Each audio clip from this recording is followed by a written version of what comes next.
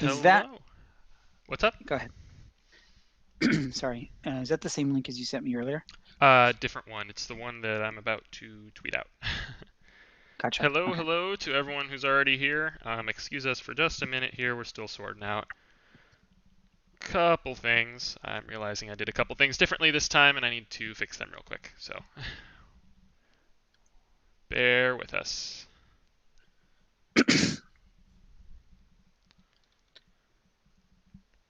But happy trade deadline to all who celebrate. I'm assuming everyone here does. Yay. It's been a very entertaining one so far. Oh, and ESPN's starting a trade deadline show right now too. So even more competition. Fun. Yeah. All right. So I need to hope that, oh, I can just do it like this. Okay. All right. I think the correct screen should still be showing up. I should be able to see the chat, and you all should be able to see the simulator right now.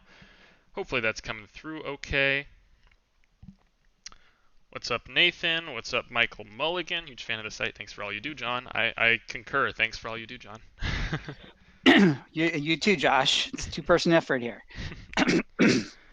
Let me know, those of you that are here right now, let me know how everything is coming through, both video and audio wise. I can try and make a couple tweaks. Oh, I don't know if I did that on this one. I didn't switch the latency on this one. So we might have a little more stream delay like last time. Let's see, will it let me edit that while I'm going? Probably not. We might just have to live with it. Meanwhile, while you're doing that, Nathan's come. Holy hell, Blue Jays. Yeah, I agree. That's an overpay. That's a good old overpay there. Thank you, They Michael. I appreciate it.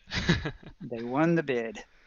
Yeah, that one we saw Simeon Woods Richardson come through first, and typically it feels like the biggest names are the first ones that are announced.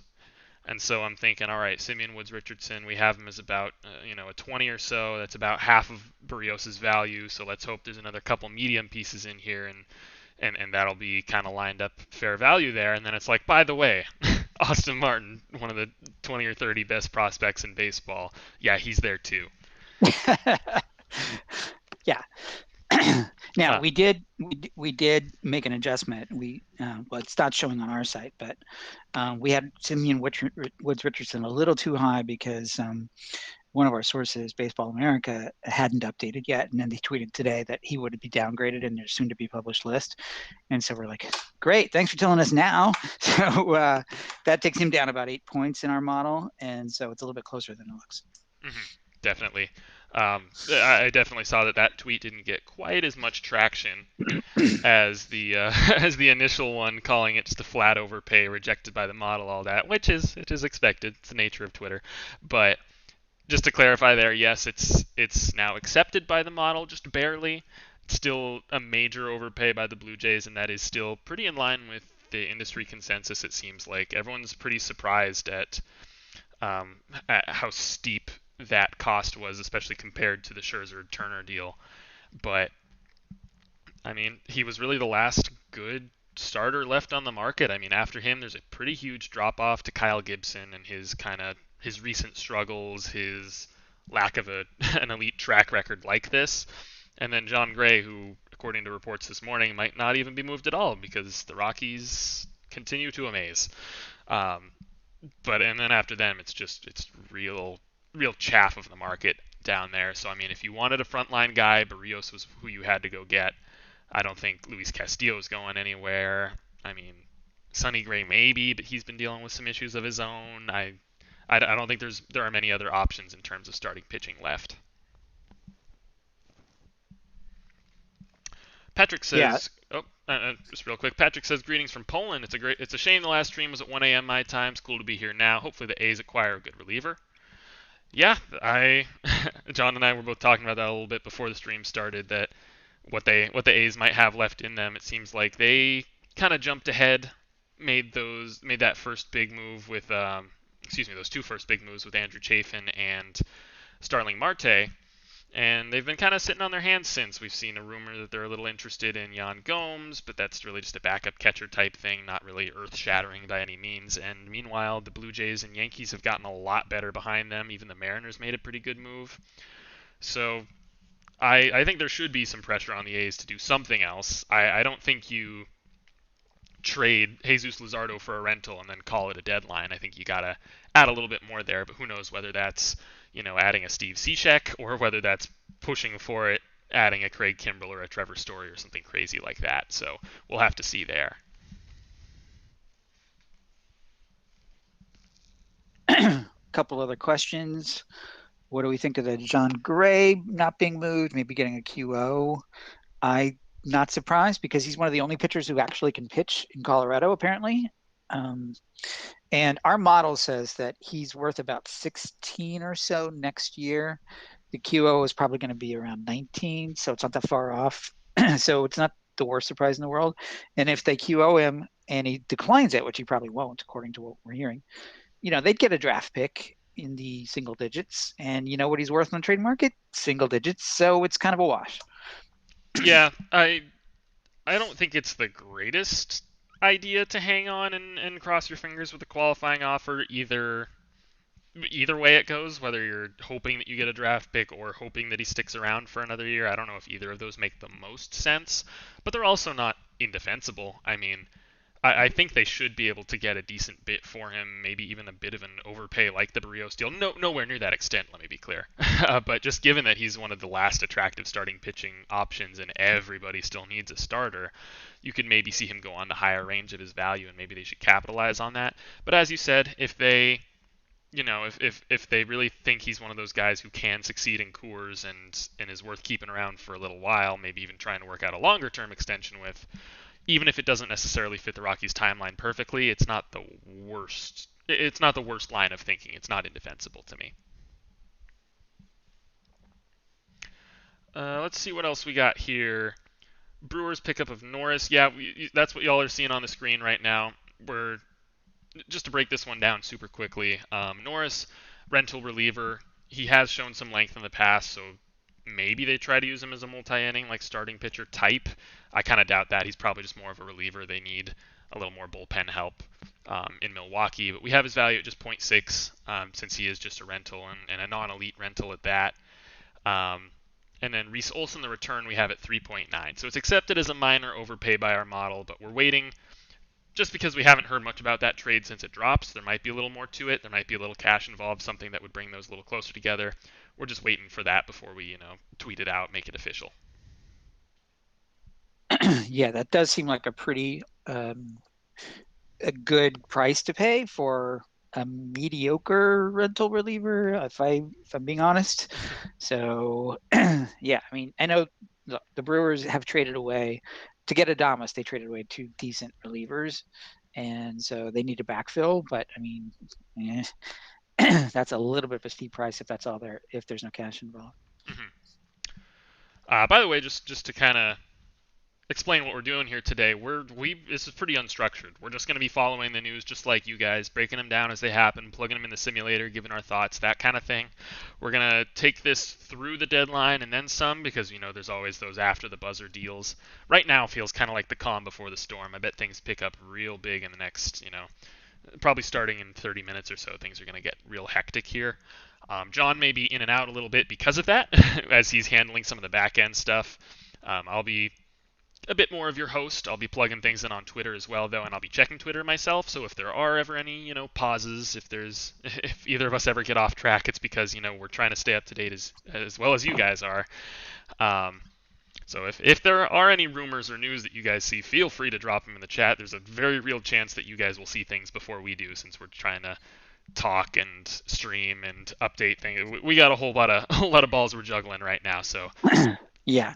One interesting thing I just saw that there was a tweet that said the Yankees are not getting any interest in Luke Voigt. Brendan Goody tweeted that, which doesn't surprise me. I know we had some questions like, why is Luke Voigt's value so low? He's so low because he's a one-trick pony. He's another guy, a long line of guys who just hit homers and has no defensive value and, doesn't do much else. those guys are a dime a dozen. And there's a lot of them on the cutting room floor. Chris Carter, Logan Morrison. It's that type of guy. And also, he's already making $3 million, and in his next year of arbitration, he's probably going to get over 4 because of the way the arbitration system works. So he's already kind of getting paid. There's not a whole lot of surplus there. So, and it's an easy position to backfill without paying too much for it. Yeah, and there just aren't a lot of because he's not going to go to a true rebuilder because his clock has already started. He's already making money. He doesn't have the full 6 years of control. He's not a prospect, so he's not going to go to a team like Detroit or even Miami or something like that. He's not going to go to a team with a longer term plan, Baltimore. And he's also not necessarily going to go to a contender because first and foremost he's coming off the injury. He's not having a fantastic season after being pretty solid last year. And second, there aren't many contenders with a need at first base. The only natural fit are the Boston Red Sox, and I don't think that's happening. The last Red Sox Yankees trade we saw was Steven Drew, who blew up both fan bases, it felt like. So I don't think we're seeing a Luke Voigt trade here Wait, either. wait. Oh, Ottavino. oh, Ottavino, you are right. You are correct. I missed that one. But still, that's more of that's a little bit more in that Steven Drew vein of a little salary dump ish. Yeah, it was. It totally was. Yeah, so there isn't a supernatural fit with any contenders because you figure it's either got to be a National League contender with a need at first base or an American League contender with a need at either first base or DH. I did just see a comment from CG. Could you see the A's grabbing Voigt for a DH? I could. Maybe not the most natural fit because they are already pretty right-handed heavy, especially after adding Starling Marte. You'd kind of expect. I liked Kyle Schwarber as a DH fit for them, but he's obviously in Boston now. I liked him as a better DH fit for them than right-handed Voigt, but it's also, at some point you just get the best hitter available. It's an upgrade over Mitch Moreland. You can even have a soft platoon there if you really want to. That might make the roster a little bit crowded, but yeah, Kurt Osborne just mentions a good point there that the Yankees might not be super excited to trade Voigt to the team that they're chasing. So Oakland is probably the only contender fit that's like a maybe there outside of Boston, but still not very likely. Michael Mulligan says, feel like Luke Voigt would fit with Milwaukee. Milwaukee has a pretty crowded infield. I had somebody ask me about Trevor Story for them yesterday, and before Eduardo Escobar, sure, but they've reworked their entire infield there. They still have Luis Urias, and he's actually hitting pretty well. Willy Adames has been fantastic since the trade. Travis Shaw will be coming back soon. So will Daniel Vogelbach. Rowdy Tellez has been great since the trade. They just got Eduardo Escobar. There's probably someone I'm missing here. I mean, they still got Keston Hiura if they can ever get anything out of him. But yeah, it just seems a little bit crowded there. They would have to shuffle some pieces around. I don't think they're opposed to it. I think David Stearns is a bit of a shuffler. As we've seen in his last few years, the type of player he acquires, and putting Travis Shaw at second base, Jonathan Scope at shortstop, whatever. But I don't think it's likely. I think it does make some sense for the Yankees to hang on to Voigt and just have an extra good bat. It's not like they're a team with an extensive health history there. I mean, if Yeah, Stanton goes down, there's a natural spot for Voigt to fill in. The one issue there would be the luxury tax if they're trying to make any other additions, getting Voigt's yeah, contract off the that's books to help. exact. That's exactly what they're trying to do, but they're not getting much interest in it. Yeah, and then obviously they just picked up Rizzo, Mm-hmm. so he's going to play first base. So it's interesting to me. I don't know if they're going to find a taker for Voigt, and then they're going to be stuck because they have Mm-hmm. very little wiggle room to work with if they're trying to stay under the luxury tax. Trading Mm-hmm. him, yeah, that would help because they're trying to pick up. They probably have something else lined up, Mm-hmm. maybe another pitcher. I'm not sure, but what will happen if they can't trade Voigt and they can't move that salary? Then they're stuck. I don't Mm-hmm. know. Who else are they going to move? Exactly. Yeah. It kind of depends exactly what they're looking at here. I'd say if they're just looking at some mid-tier reliever, I mean, the one that always comes to mind whenever I start talking about just kind of your average run-of-the-mill rental middle reliever is Steve Cishek right now. If they're looking at a guy like him, who's a nice little addition to the bullpen, but not a necessity by any means, or the type where yeah he makes a little money but not a ton, and just maybe give up an extra prospect to get them to pay it down like they have been doing, then I think in that case if your choice is either pay that extra prospect to pay it down or not get Cishek at all, or take pennies on the dollar for Voigt, I think they're going to hang on to Voigt and either pay the contract down or just pass on Cishek altogether. But if they are looking at someone top of the market, a Trevor Story, a Kyle Gibson, even something like that, where it would be a significant addition to their team, I think it may be in their best interest to even sell low on Voigt just to get out from that money. All right, Michael says he forgot they got Tellez. Yeah, they've they've been particularly active ahead of the deadline, which kind of explains why they've maybe been a little bit quieter this week. But I guess they have gotten Norris and Escobar in the last couple days, so those are smaller additions, but they're not nothing. CG says the A's definitely need a bat. Scope is still out there. Could slot him in a second as a platoon with Kemp and have Jed as the DH. Yeah, that's not an unrealistic fit at all. Scope has always felt like a good fit for the A's. They really haven't had a lot of consistency at second base outside of Jed Lowry the last handful of years. Um, and Scope has always felt like a natural fit, but it just seems like the Tigers love him. They keep bringing him back. They don't trade him, even when it seems like they really should. And as of this morning, I think there was a report that they haven't really gotten a lot of traction in trade deals with him. So he might be one that just stays put just because, if he's not going to bring much back and you think he's a really good clubhouse presence and you want to even bring him back next year, then just keep him around. You're just missing out on a lottery ticket. Yeah, we just have him at one, right? So, and he also fits the profile of these types of guys, second base primarily, who, there's no market for them, so he can play first base, I know, but he's more of a natural second baseman. And we've seen these guys go for like 50% discount to their on paper value. So they're not going to get much. So it's kind of a wash there as well. Hey John, I got a pop quiz for you here. Do you know how to pronounce correctly the name of the reliever that the Rays acquired from the Mariners yesterday? JT Chargois. Is it Chargois or Chargois? I believe it is. I believe it is Shagwa. Shagwa? Or That's Shagwa, weird. something along those lines. Shagwa I could get. Shagwa. Or is it the accent on the second syllable? Shagwa? Something like that. If it's anybody, French. Yeah. Michael Mulligan says Kimbrel's been traded to the White Sox, according to Michael Cerami of Bleacher Nation. We're going to have to wait and see a little bit more trustworthy source there, I would say. But there were credible reports connecting the two of them earlier this morning. So we will keep a close eye on that. If it is happening, Rosenthal and Passan will be all over it in the next 2 or 3 minutes. So we'll keep an eye on Twitter for that. But just finishing that Shagwa. Nathan Hoover says Shagwa. Yeah, that's. I believe that's how it is. It's not Chargois. I will promise you that. He was the only reason I even kind of know is he was a Minnesota Twin. My roommate was a Twins fan, and so he talked about him a lot. But Nathan asks about the Shenton and Shagwa for Castillo trade. Depends on your view of Shenton. A lot of Mariners fans bought heavy into Shenton's recent minors performance. So there's that's one of the more interesting deals from the last couple days because I believe it's the only one that was just flat out rejected. We had a couple that looked like they were going to be rejected, and then after, like the original Joey Gallo trade was going to be rejected. Yep. Okay. It looks like Kimbrel to the White Sox. Sorry.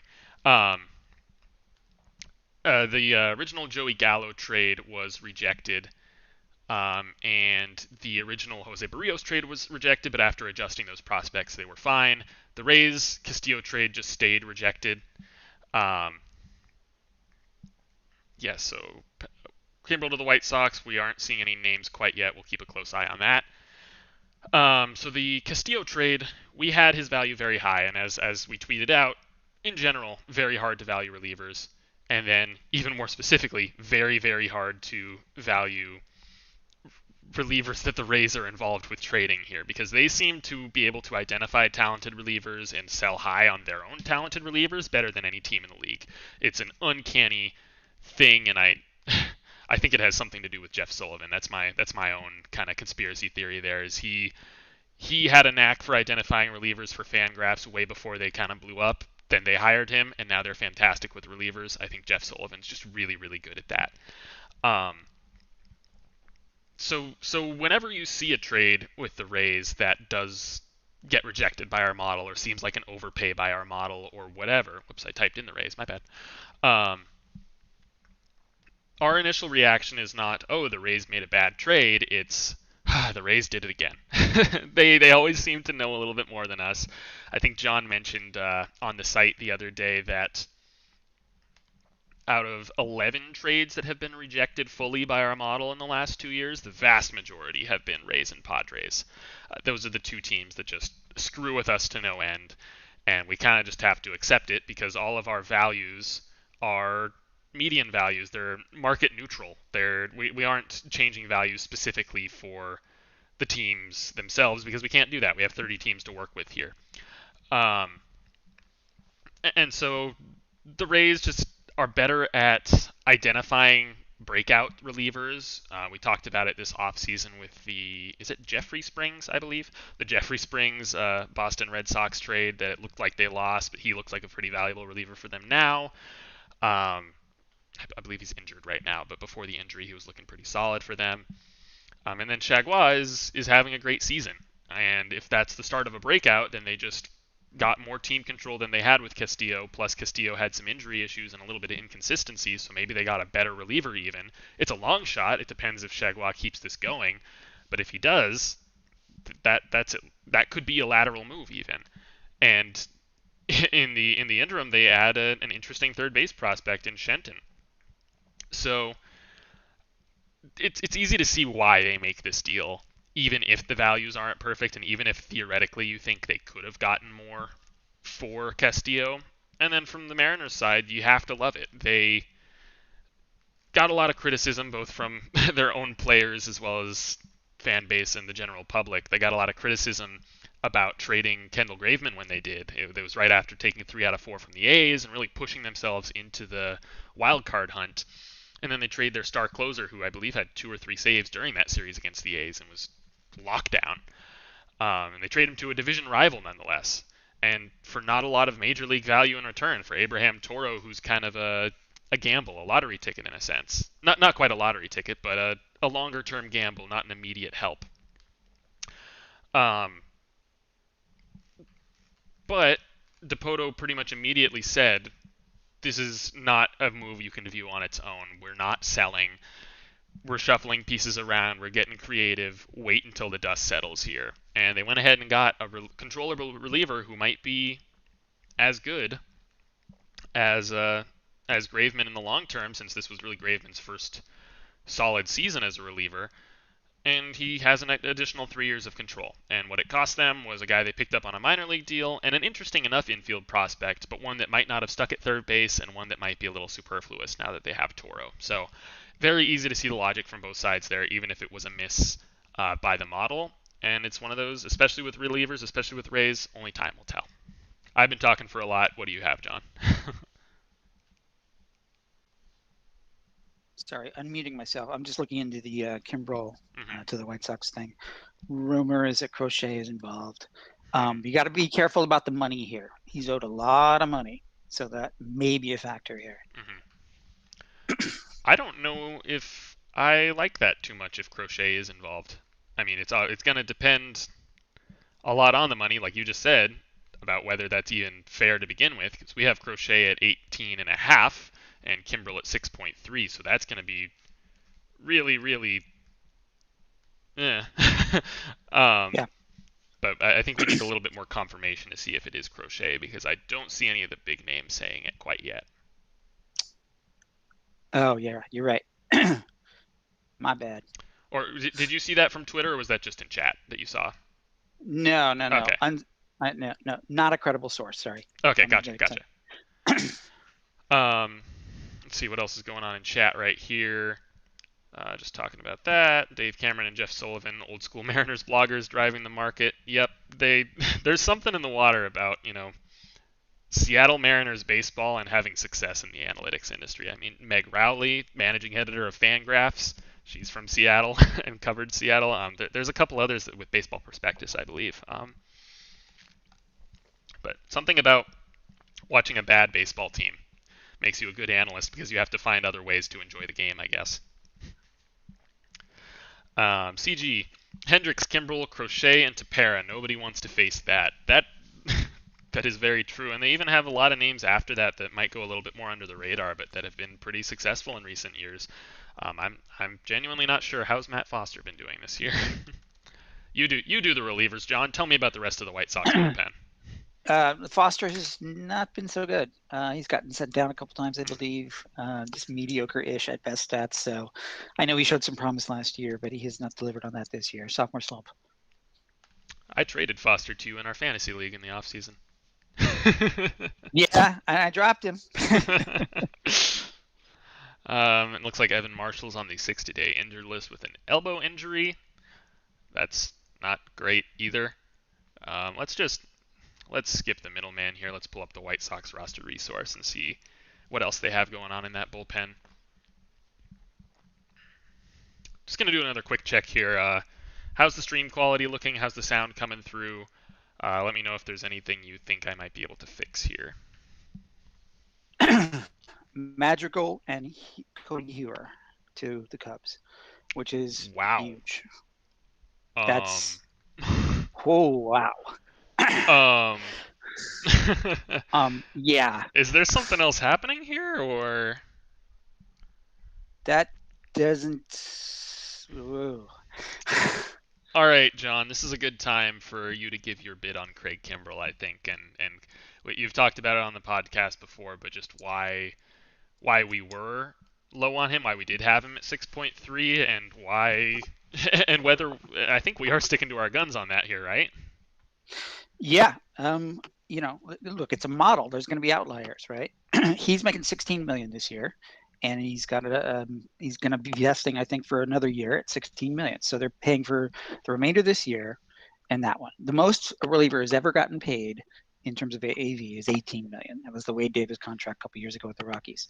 So that's been the top of the market. So, right, since we're based on surplus value as a concept that generally works, you're looking at, not a whole lot of surplus value here for the rest of this year at that price, and then next year at that price. And that's the shorthand way that we got to 6.3. Couple that with the fact that some of the projections and things that we use to type into the model take into account track record. And his 19 and 20 obviously were not very good years. We know that relievers can go higher based on more recent performance. So we do skew the model towards recent performance. And so there's volatility in it because we see that there's volatility in the market. He was terrible a couple years ago and now he's great. So we're emphasizing that, but it's all relative to the money. So I'm waiting to see if there is money involved here. Even if there is, it's still a huge overpay. Yeah, because the money involved is limited here. He has a club option for 2022 that's expensive as well, but you can only cover, in a deal like this, you can only send over cash to cover the guaranteed portion of that, so the buyout, which I believe is only a couple million. So yeah, we have Madrigal at 27.6, and I'm pretty sure we have Hoyer higher. Heu. I've never known how to pronounce his name. I'm pretty sure we have him as a notable piece as well here. Pulling him up in the system.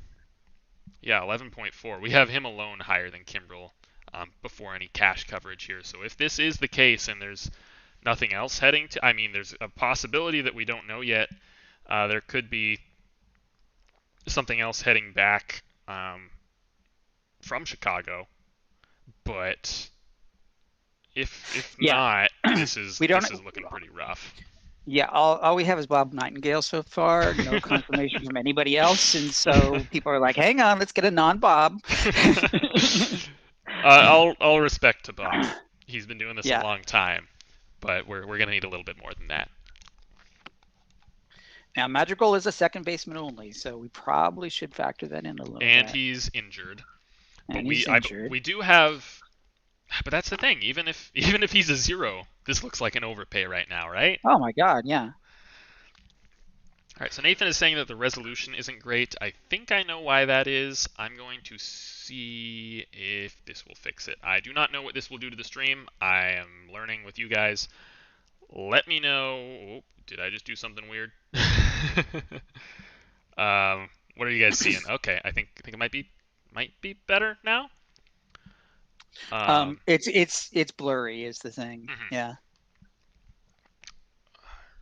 So I just switched my screens around and I'm doing it the same. I have a second monitor. Last stream on Monday, I had the. Oh, I hope that didn't screw with things.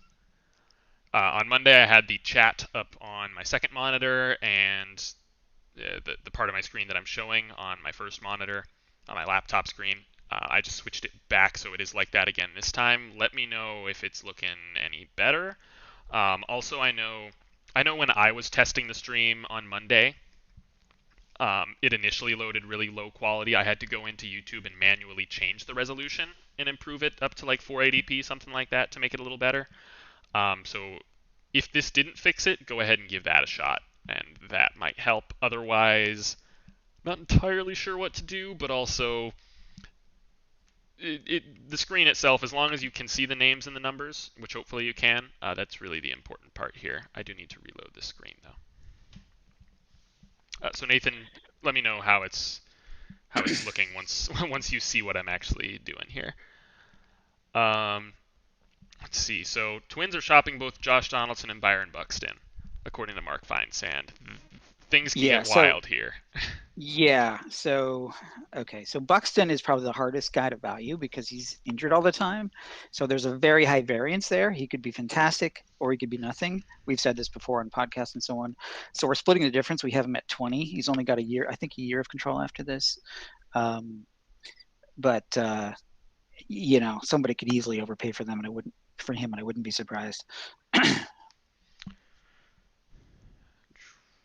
All right, Kurt Osborne saying Madrigal and Hoyer seem to be the return for Kimbrel. Seems quite high. Yeah, that's what we're thinking too. I still haven't seen anything other than Nightingale with those two names specifically. And typically when he's wrong, it's not necessarily okay. Now Heyman's confirming Madrigal is and Hoyer are going, but we need to know a lot more about the money here before we. Uh, do we even? No, we don't. We know it's we know it's an overpay no matter how much money's going back. Um, we will add that, as we just mentioned with Diego Castillo, relievers are the hardest asset to, in general, the hardest position, the hardest type of player to evaluate. Um, but we'll also go back to what John said earlier. The most money a reliever has ever received for a season is 18 million, and that was Wade Davis a couple years ago. Um, and even if Kimbrel is the best reliever in baseball, and even if you say inflation, deadline premium, whatever, you'd expect the most he's getting is on a 1 year deal is what, 22, 23, and he's earning 16 or what. So I don't see this for the White Sox. Yeah. So Jeff Passan just said the White Sox paid a massive price for Craig Kimbrel, second baseman Nick Madrigal, and reliever Cody Hewer. So he is now saying that that's the return. We don't know if there's money involved again, but yeah, again, that is a massive price. This reminds me of Aroldis Chapman, that kind of trade. Mm-hmm. This is that go for it trade. The White Sox, man. Kylie McDaniel says that execs are complaining that everyone's prices are too high to facilitate trades after the Brios deal. Prices still high. Yeah. Yeah. Yeah. Boy, it's crazy out there. Man. I am going to send you away for just a second, John. I want to double check the. Do you still have a tab of this stream open? I do. Okay, I want you to go ahead and check the audio delay again. So. Okay. Let me know when you hear me say the word Byron Buxton.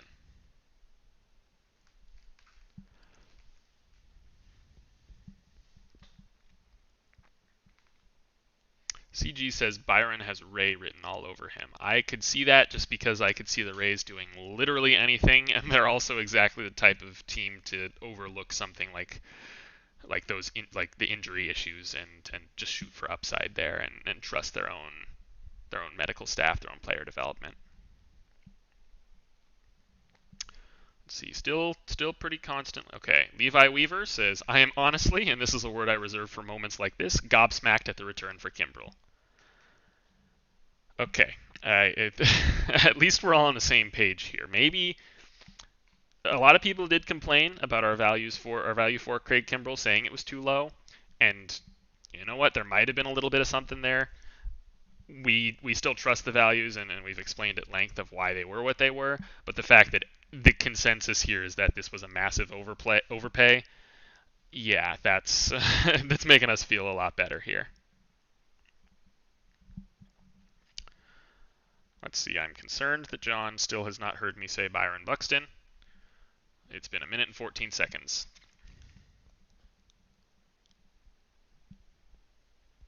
Nathan says, increase the picture quality on my end, not fixed, and now it's buffering, but don't do anything more. I want your audio most of all, and I hate to cause change if I'm the only one experiencing this. Yeah, what happened last time? Well, for full disclosure, my laptop was not built for this. This is an older laptop, really maxing it out right now to stream as best as we can.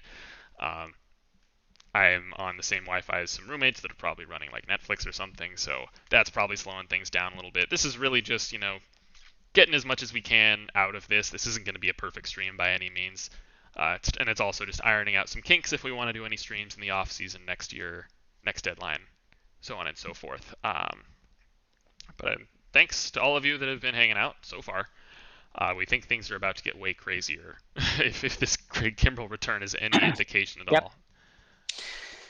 That was it, Byron Buxton. That took a long time. All right, that was about 2 minutes 15 seconds. So that's what kind of delay we're looking at least for John.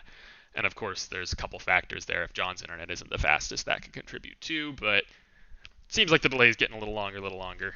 So fingers crossed that it doesn't get too bad by the end of this thing.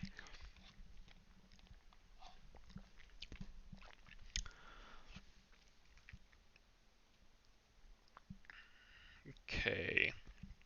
So no significant updates. We're still going to be waiting on this Kimbrel cash before we tweet anything out.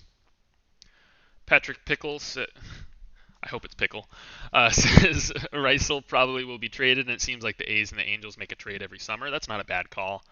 They could definitely use another reliever, probably from the right side after adding Chafin. And Iglesias has been pretty good this season. Mark Feinsand hears the Rockies are holding firm to their asking price for Story. Given the heat they took for the return on Arenado, trading Story for peanuts would be a bad look.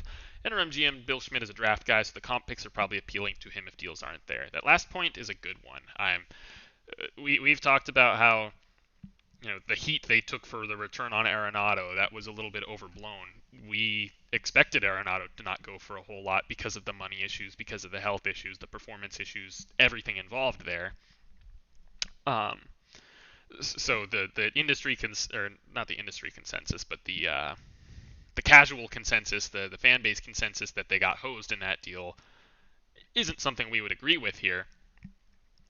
But that last point that Bill Schmidt might be more confident than most GMs or whoever's running their baseball operations department, that he might be more confident just holding on and going with the draft pick and getting higher value out of that draft pick than average. I think that's a valid point. I think that's really fair and something that I hadn't specifically considered. We did discuss on a podcast episode how busy this month was for the Rockies specifically. It was busy for everyone since they moved the draft to this month, but the Rockies specifically, they had a high draft pick. They had a ton of front office turnover and lost a whole lot of front office executives. So it was a handful of people covering the amount of work that was taxing a normal sized front office. So they had to kind of even shut down their trade talks for a while. And so if it is just Story that gets moved, I think that's pretty understandable if they haven't had time to really negotiate everybody here. On the flip side, the Cubs are going nuts, the Nationals are going nuts, and they had just as complicated of situations to deal with. So Mets in discussions with Cubs on Javier Baez, possibly more. Sources tell Ken Rosenthal and Jason Stark. Whew, we're getting fun here.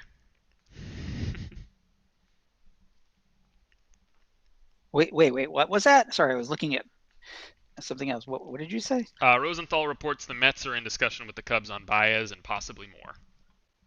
Okay, well that makes sense because their shortstop is injured and he's a rental, so they can just plug him in. And then Lindor comes back, you can plug him in a second. Still really waiting for the Giants to make some noise here. I understand them not getting involved in, the Scherzer-Turner business. That was just way too costly for them. They're not at a point. they're ahead of schedule right now, so they're not going to mortgage a significant part of their future. But they're also leading that division right now. And given everything that the Dodgers have done, that the Padres have done, and continue to try to do, I'm surprised they haven't done anything yet. That doesn't mean they won't. They still got an hour and 20 minutes, and then however long all these deals come after the buzzer. But they're one of the top teams to watch in the next. The Mets and the Giants are the two guys to watch for the next hour and 20 or so to me, on the buying end at least. And then on the selling end, the Twins obviously have so much to give. Twins and the Cubs.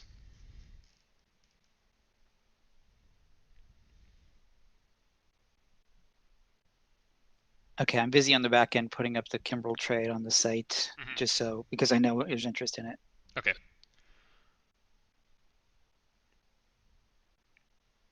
We're going to need to. I'm probably going to hold off on tweeting it until we get the money. Um, unless you want me to go ahead, John. Um, I'm I'd wait a little bit longer just to Yeah. see if there's something else. I'll give it till noon maybe, or noon You my mean, time. yeah, Excuse me. you're talking 3 o'clock over here, Josh. Excuse me in my West Coast bias. CG said, "Wonder if the White Sox are buttering up the Cubs when they try to get Bryant for third and slide Moncada to second. They could theoretically. I would. This deal would have made a lot more sense if Bryant was included in it initially, and I guess there's still a chance, but enough big names have reported on it without hearing anything about Bryant. Um, so and you'd figure it wouldn't be two separate trades. I guess maybe we've seen stuff like that in the past. The Rays Padres thing from a couple off seasons ago comes to mind, but don't see it super often.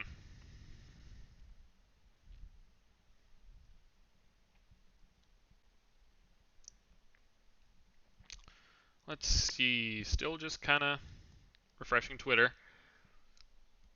So, just a matter of perspective while I'm working back here is what we're seeing is high variance in the last couple of days, right? Some big overpays. The Gallo trade is arguably an underpay. We'll see how it shakes out in the long run, but and people are like, huh, that's low. And now today is like, wow, that's high. So we're seeing some fluctuations here. Joel Sherman says Mets making movement toward Javi Baez, maybe a pitcher in the deal too. That's pretty much just confirming the Rosenthal report. A pitcher though, what? Who are we talking here? There was a recent report that Kyle Hendricks isn't going anywhere, and there isn't a whole lot else in the bullpen, is there, that they can still sell off? I mean, Zach Davies, I Zach, guess. Zach Davies, got to be Yes, Zach yes, Davies. yeah. They That need a back end starter. that makes the most sense, probably. Yeah. I my mind went there at the same time yours did, John.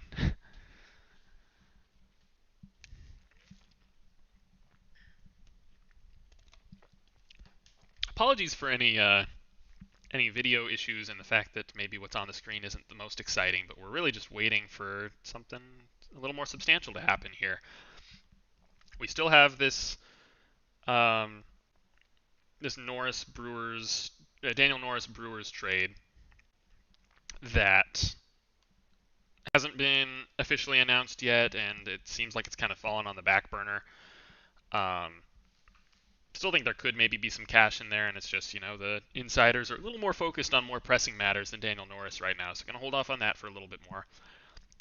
Kimbrel, again, we supposedly know all of the players involved, but the cash is a big deal, so we're gonna wait on that, even though it's gonna look like a big overpay, regardless of how much cash is involved. Um, so I'm just gonna go ahead and load that deal in here, though. I had to refresh the page, so we lost it. So there's Madrigal.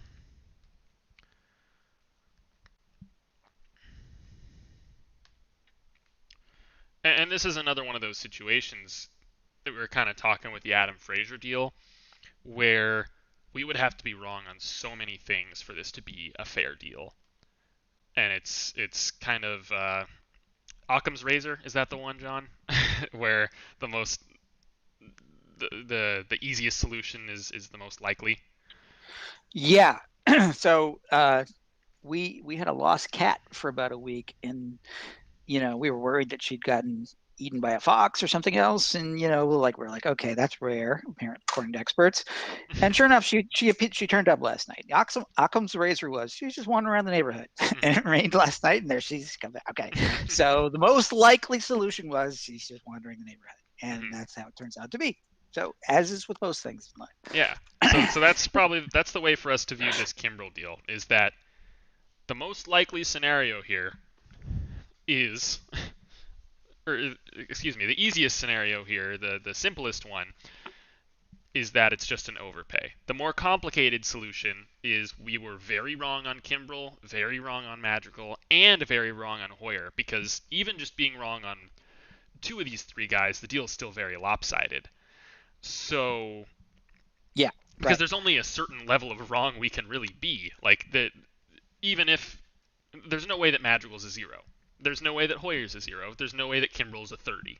So Yeah, right. there's only so much of a realm of possibility involved in here, of realism, I guess I'm trying to say, that it's most likely, just like we were saying with the Adam Frazier deal, rather than us being wrong and the prospect evaluators being wrong on all these different things at once, it's most likely that it's just an overpay, and that's You know, really. yeah, I would agree. I've read executives say, this is the time of year, the trade deadline, when competitive juices start flowing. The White Sox are obviously comfortably in first. They're going for it.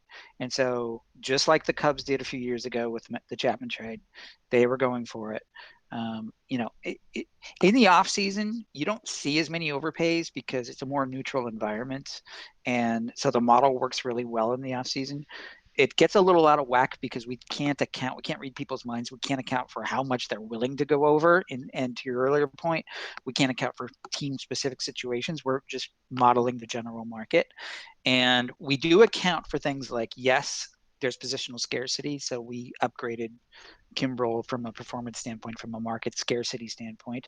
And also there's the October bonus, as we call it, which is you basically, if you go deep in the playoffs, you've got a free month of that guy and his services, and you're essentially paying nothing because your salary only covers the regular season. So that's an extra bonus.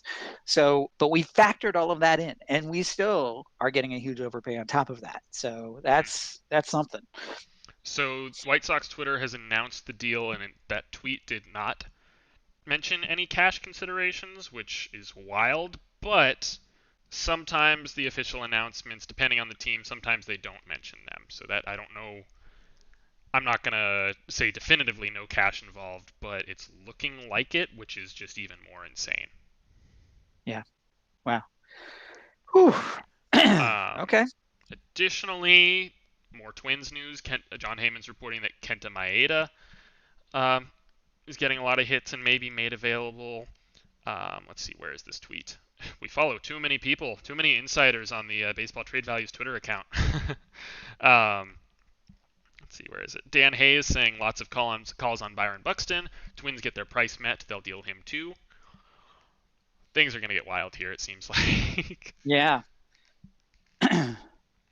Hey, what was Zach that one? Scott just had a one-on-one conversation with Francisco Lindor on the field. Not sure if Mm, that means anything. mm. All right, John, do you have a minute to kind of take over while I tweet out a little bit? Yeah. Oh, Andy Go. Martino reporting the Mets have a deal for Baez.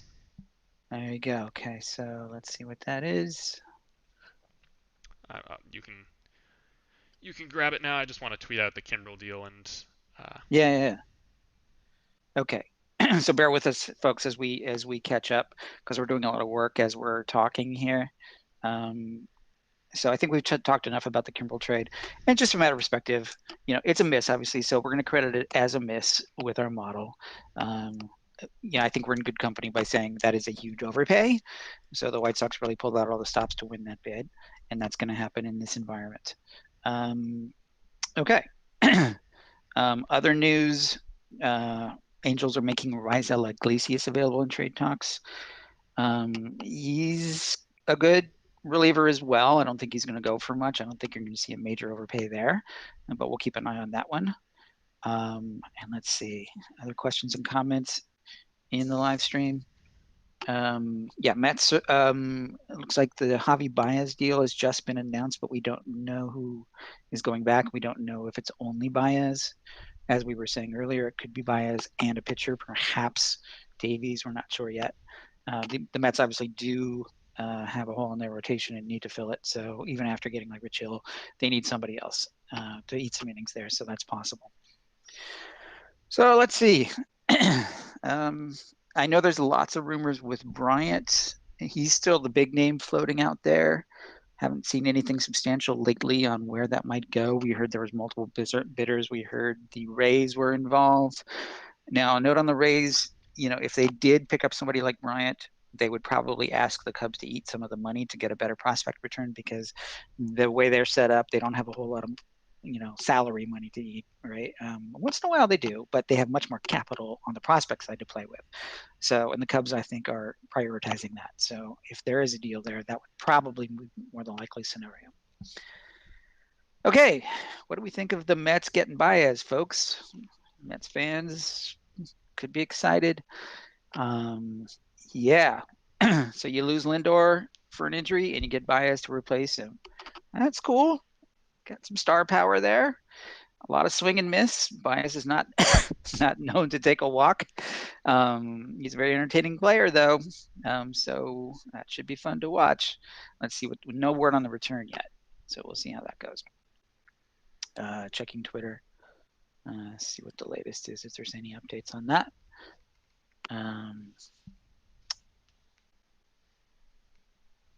Don't see anything yet. Oh, Jeff Passan is saying the A's are in agreement to acquire Jan Gomes. We Alrighty. knew we knew Jan Gomes was in the works. There was a rumor about that. Now Passan is saying the A's are getting Jan Gomes. Hmm. So We have him at 1 million in surplus, and that's yeah, before so any cash is covered, and that's what the A's have been doing. All deadline here is getting the entire, or at least a portion of contracts covered. So expect that to happen here as well. Obviously, a smaller deal. We're we're still sorting through the Kimbrel and Baez blockbusters that are seem to be in progress, and mm-hmm. the Twins goings-ons. But hey, that one's happening. It seems like. Oh, Bob Nightingale says Josh Harrison is also going to the A's in that deal. Interesting. That's not a bad one. Yeah, That adds a little infield depth for them. Maybe not to the same quality as a Jonathan Scope, but still probably an upgrade. They've had a lot of injuries and just poor performance in general, sort of on yeah, the fringes of their roster. So that's a little upgrade. yeah. He's basically replacing Pinder, I would Hmm. imagine, playing all over the field. And you would assume if Pinder comes back healthy, Steven Piscotty might be on the outs. Yeah, he's a bench guy as it is. Yeah, he's just bad now. All right, what else we got? I'm losing track. I'm It's losing it. I'm getting losing it, crazy. Josh. It's getting crazy, and there's only two of us, and there's a lag with the Oh my chat. god. We're let us know as things come in the chat. We will see it before you hear us talking about it, just because the delay is getting a little worse and worse. But if you guys can help us out, that would be greatly appreciated here. I'm still trying to finish out this Kimbrel tweet. It's taken me a while with all the stuff that keeps popping up. Yeah. I'm gonna go ahead and let's see. So you're not just staring at the Kimbrel values on the stream, for those of you who can actually see the video. I'm going to pull up a couple more tabs, set up Harrison and Gomes as well as Baez, and we can add to those tabs in the simulator as we find out more about those deals.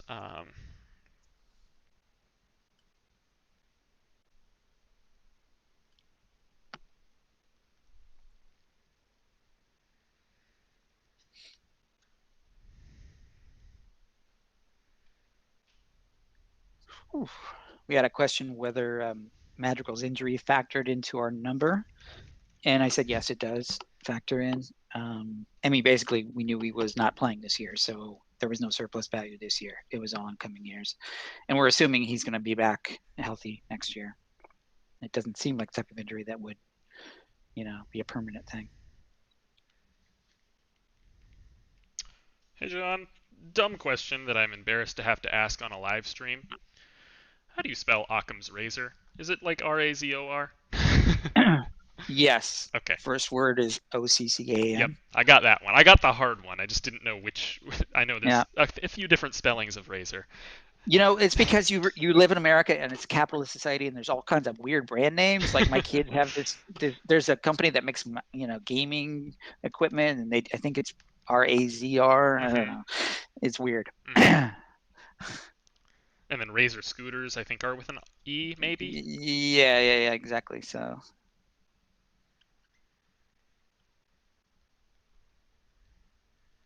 okay, so we'll wait to see what the A's gave up for Gomes and Mm-hmm. Harrison,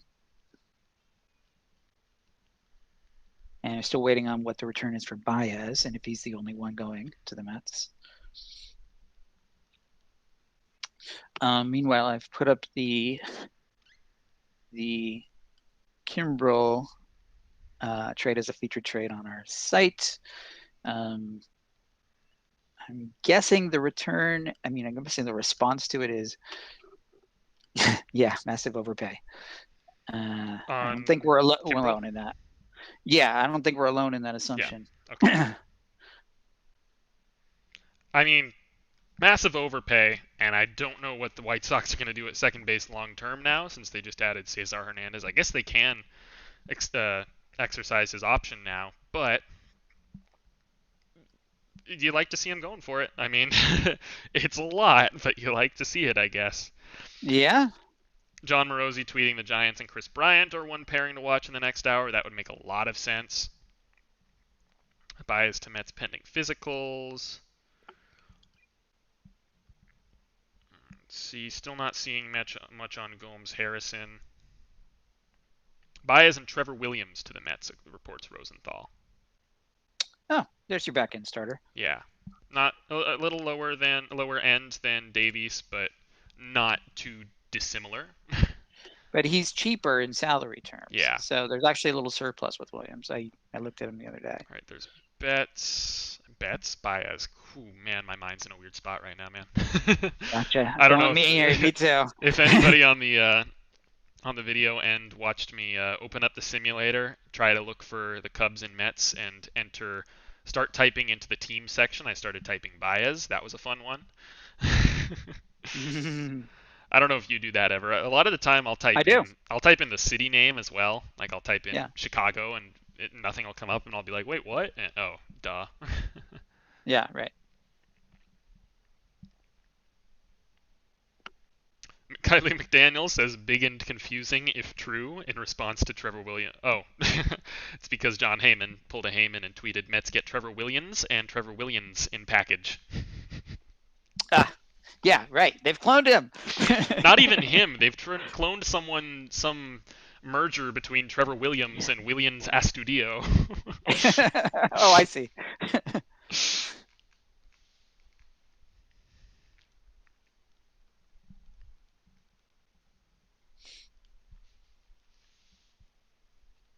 Okay. That's a Yeah, I see that tweet that's a now. new favorite. Yeah, that one will live. Well, he's working hard and he's running Oh yeah, fast, as we all are right he's now. So, handling. He might have been handling just as much as we have this I get today, it. I get it. and he's not quite as tech savvy, I would say. Right. All right, so we have Baez and Williams loaded into the simulator. Baez at 8.7, Williams at 2.1. I would potentially some cash involved there, but with Cohen, you never really know. He might just be absorbing it all, so he gives up less in prospects. That's what he probably should be doing, but who knows with the way money's been flying around all teams this deadline. I was going to put in Athletics and Nationals and just get this ready for once we hear more about the Josh Harrison, Yan Gomes return. It makes a lot of sense for the A's. We talked about Harrison. Yan Gomes will be.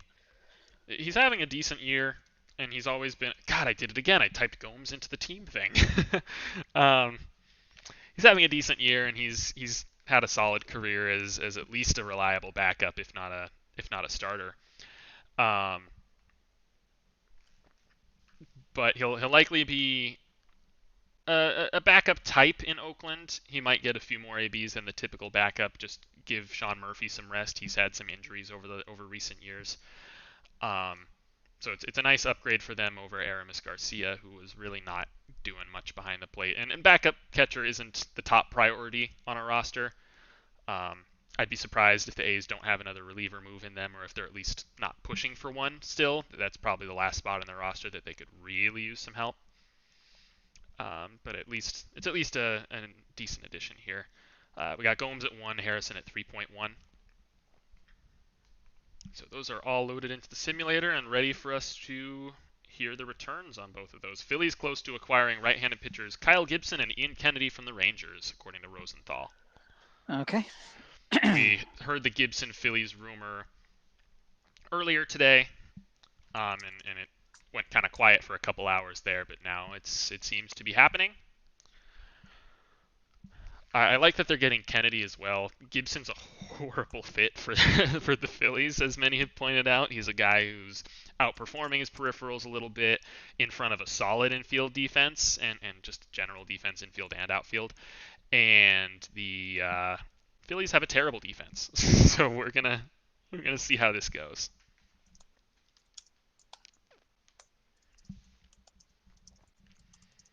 We did, John. I don't know if you want to go into. I'll let you decide if you want to go into much detail about kind of some internal discussions we've had about Gibson. Sorry, I'm typing something as I'm speaking here on the Nope. site. All good. Okay.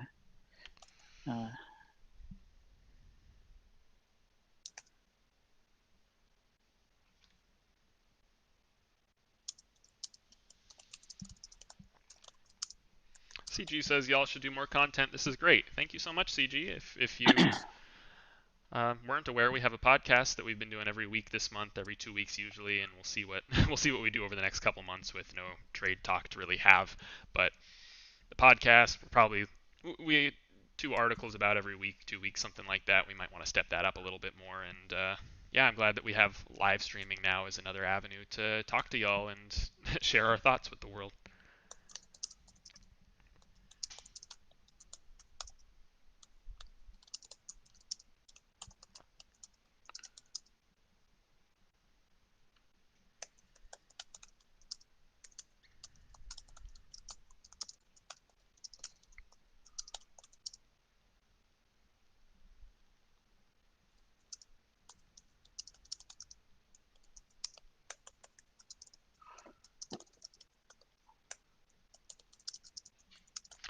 All right, I just re-upped the live stream link on Twitter, so hopefully we get a handful more people in here for this last hour, the stretch run here.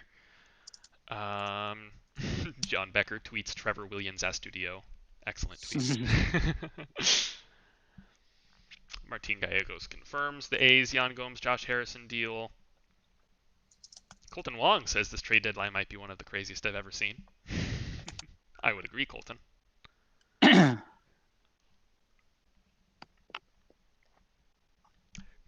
Grant Brisby tweets, I'm hearing that Marco Luciano, Luis Matos, and Luis Toribio are not in the San Jose lineup this afternoon, mostly because the game is being played in the evening. It's fireworks night there. Grab the family and go. Should be fun.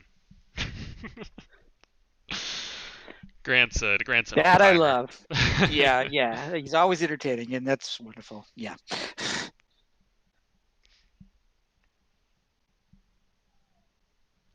I hear my dog crying on the other side of my door.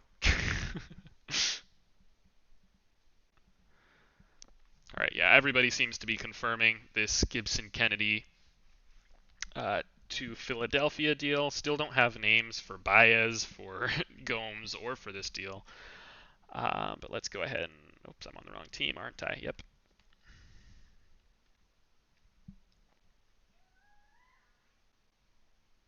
Is that my dog, or is that the child my roommates are raising? I'm hearing somebody scream.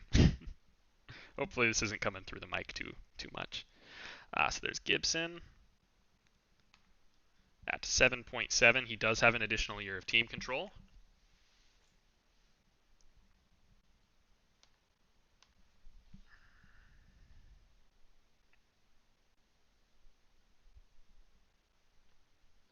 John Morosi says it's official. This is the best trade deadline ever. Jeff Passan replies, "Pipe down, dork." Yeah, and Bowden, I agree with him. Said something similar. Oh, and then Brett McGuire says this trade deadline is bonkers. Yes, we all agree. The trade deadline has historically been like Christmas for me.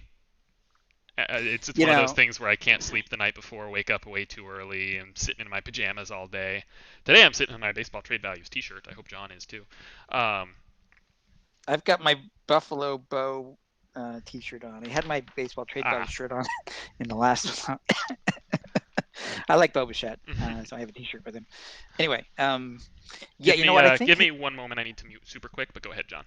Yeah, I was going to say, all of this activity is bonkers. I agree, and it's as if there was pent up demand for this sort of thing. Because last year, we all admit, was a horrible year, and there was the trade deadline was weird, and some interesting stuff happened, like specifically with the Padres. But it, obviously was a shortened season. You only had a month of data to work with, so everything was out of whack. So, and if I remember correctly, the 2019 deadline was okay, but it wasn't this crazy. This is the craziest one I've seen in years. All right, Okay, we're I'm. hearing Pete Crow Armstrong going to the Cubs in the Ooh, Mets Baez trade, and I know they're getting Trevor Williams as well. It looks like a little bit of an overpay, but not that crazy. It's a good let's get though. see, plugging him in right now. I have returned, by the way, with one Yorkie. All right. So if you hear any collar jingling, crying, whatever, that's what that is. Yeah, so we have Pete Crow Armstrong at 17 and a half. As is right now, this would be a major overpay, but that is before any cash or any additional pieces. So we're still waiting here. Yeah. And we know Williams is in that too. Here we go. Yeah. So somebody already posted it. 10-8 against 17-5. It's an overpay, but it's not rejected by the Ooh. model. Okay, so we got some weird stuff going on. The Twins are acquiring John Gant, according to Robert Eh, Murray. Yeah. eh. Spencer Howard is going to the Rangers in the Kyle Gibson, Ian Kennedy Wow. deal.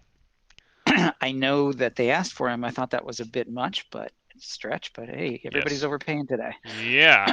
It looks like this is early, but the biggest trend so far is that the starting pitching market just went nuts here at the end, and a lot of overpays. So Howard for Gibson and Kennedy straight up is not accepted. But again, could be cash involved, could be additional pieces. No, it said Passan is saying two other prospects are going from Philly to Texas. Oh my Interesting. God. Okay, guys. Oh, Dombrowski's pulling the trigger finally. So I mean, Yeah. so maybe we need to add one last round of premium adjustments um, right before the deadline day itself. But that assumes it's going to be every deadline is going to be this Right, crazy, right? right. Everybody's going to overpay for everything. But it's a valid point though, because we anticipate I wrote an article on the starting pitching market, and how, like, with the exception of Scherzer and Barrios, how thin it was, and everybody else kind of agreed. And so there is scarcity there, but everybody needs starting pitching because all these injuries have been happening this year. So everyone's overpaying for anything of quality. And you could argue that Gibson is not that high a quality because his last three starts were, and, Mm-hmm. and especially, with the crackdown on the sticky stuff, that's also a potential issue here. Like, how did that affect certain pitchers? But yeah, everybody's overpaying basically. Mm-hmm.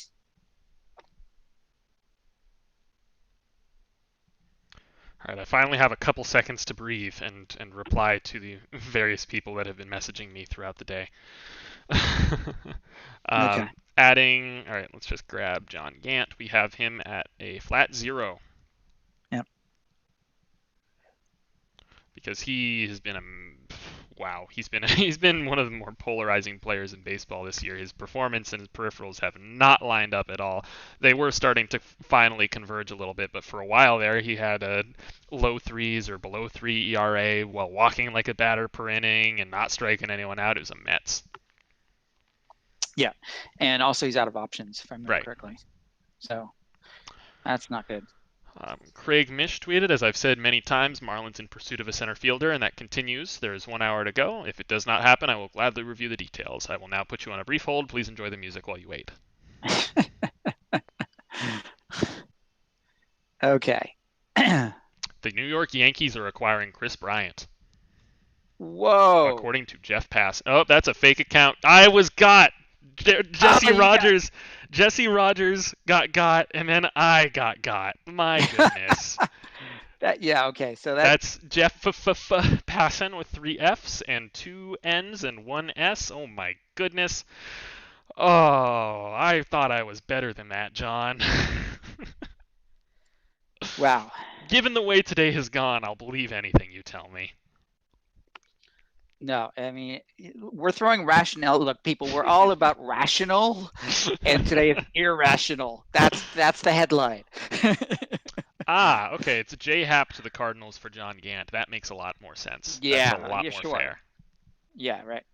That's according to John Heyman.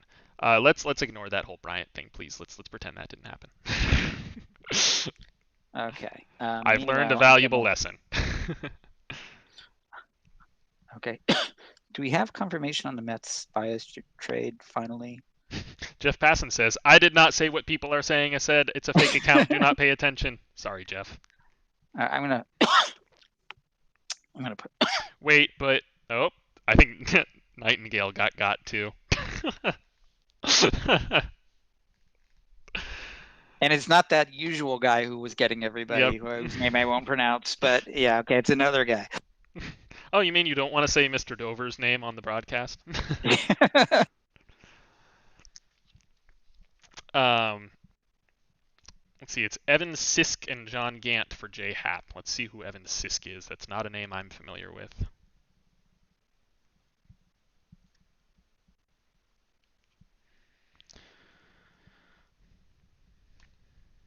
Presumably lower valued and not even in the system. Okay. That seems about right. We have Hap at negative 2.1 and Gant at 0. Yeah, that's a nothing trade. Spencer Howard is being hugged.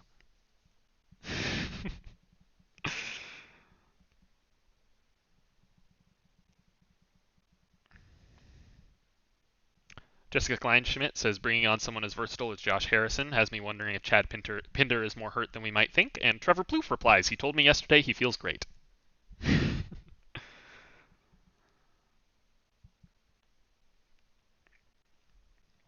Twins are including cash in this deal for John Gant and Evan There you Sisk. go. Well, that makes perfect sense now. Mm-hmm. Yep, I think Mets is just Baez and Williams for Crow Armstrong. Even without money, it's at least accepted, but as an overpay, as a major overpay here.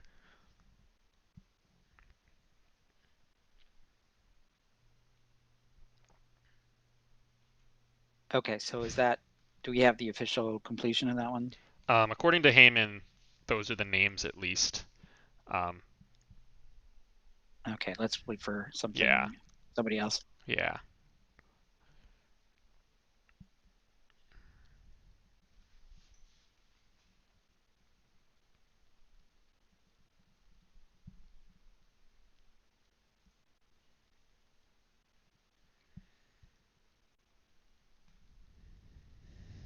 So how are you guys doing? We've got 45 more minutes until the deadline at the time that I'm saying this. You probably won't hear it until we have like 40 minutes until the deadline at the way things have been going here. Nathan Hoover says, hearing rumors about a Mexican independent league player named Occam's Razor. Uh, big if true. Um, CG says White Sox probably want to grab Semien in the offseason. I could see it. They're probably not going to be contenders for the top of the shortstop market, but Semien's a guy that could, stick at second base and be their long-term second base option. So depending on financials, I could see it. Nathan Hoover then responds, Sox will have to fight the Mariners for him. Patrick Pickles says there are a lot of shortstop stars free agent. That is what the White Sox could be thinking about, or Blue Jays when trading Martin for Barrios. Makes sense. I don't know what the Blue Jays' finances will look like either, given they spent a lot of money on. Well, they have Ryu locked up. They spent a lot on Springer. They spent a chunk on Semien, albeit on a one-year deal. And guys like Vlad, Bichette, Biggio are going to start getting expensive soon. So not sure if they're necessarily guys that I'd have a team that I'd have at the forefront of the shortstop free agent market, but definitely an option. Dan Hogan, welcome Dan, says, be ready, so much craziness that it might take an extra 30 minutes after 4 p.m. to get all these trades announced. Yep, we fully anticipate that. We will be streaming probably until 5 Eastern or somewhere around there, until things really settle down. Jesse Rogers says, what do you want from me? I was fixing my hair for TV. in his excuse there for the pass and retweet. All right, Anthony DeComo is confirming Pete Crow Armstrong, Mets first round pick from last year's draft, is indeed going to the Cubs in the Javier Baez trade. Pitcher Trevor Williams coming to New York as well, and it sounds like the Mets may not necessarily be done dealing today. Okay, I just put that up as a featured trade on our site. And I added a comment like, given all the overpays we're seeing, this one looks relatively mild in comparison, to be honest. Not terribly irrational. So, and I know there's a lot of questions about Pete Crow Armstrong, whether he can hit. Apparently, the defense is great, but still questions about his bat. He's pretty far away still. So I guess the Mets figure, look, let's go for it this year. We're in first place. It's getting competitive, so we can live with it. So, and it's not that big of an overpay. So, I'm totally fine with that thinking.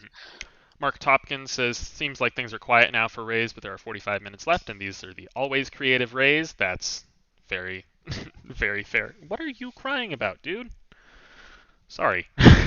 my dog is more baby than dog. So I don't want to spend too much time on this nothing burger of a John Gant trade, but why are the Twins doing it exactly? I guess maybe because they're saving money on the Hap salary a little bit anyway. Yeah, I I can mean, figure. if It's a Gant warm has body trade. if Gant has anything in the tank, it's a win. If this minor leaguer turns into anything, it's a win. If they're gonna have to pay Hap anyway, why not?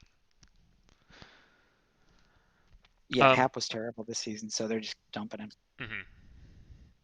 I'd be more confused at why the Cardinals are doing it, to be honest. What do they think they're getting here? They're getting a warm body, which is Exactly. desperately needed there. That's all I can figure. It's desperately needed, but what are they doing with it? I don't think they're. I don't like their chances in that division, and it seems like the NL. Well, did our stream just die? Oh, okay. Our stream died for a second there. I hope we still have you guys. Let's see what else is going on here. My dad texted me saying, kind of disappointed that you can't spell razor. Also, can't hear the dog or kid. Thanks, Dad.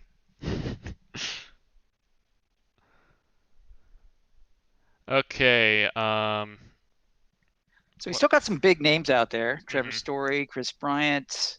I feel like I'm forgetting somebody. Kenta Maeda, Josh Donaldson, and Byron Buxton are all potential. There you go. Yeah. Michael Pineda should be moved from the Twins at some point here. Patrick Pickle asking if the Phillies get Gibson, what do the Padres have left? I'd like Michael Pineda for them a lot. They could even go for Pineda and Maeda. Oh, that rhymes. It does.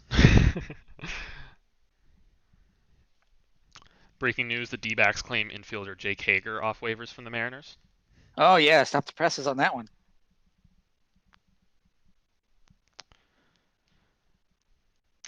Let's see here. All right, we don't have any new updates at the moment. I did. You were a little bit busy earlier when I asked. First, Michael Mayer says Mets are expected to land another pitcher before the deadline. The other two prospects in the Gibbs Kennedy deal are two high A right-handed pitchers. I did ask earlier, and you were a little busy. I don't know if I want to leave it up to you if you want to discuss at all some of the internal conversations we've had about Kyle Gibson, or if you'd rather keep those private.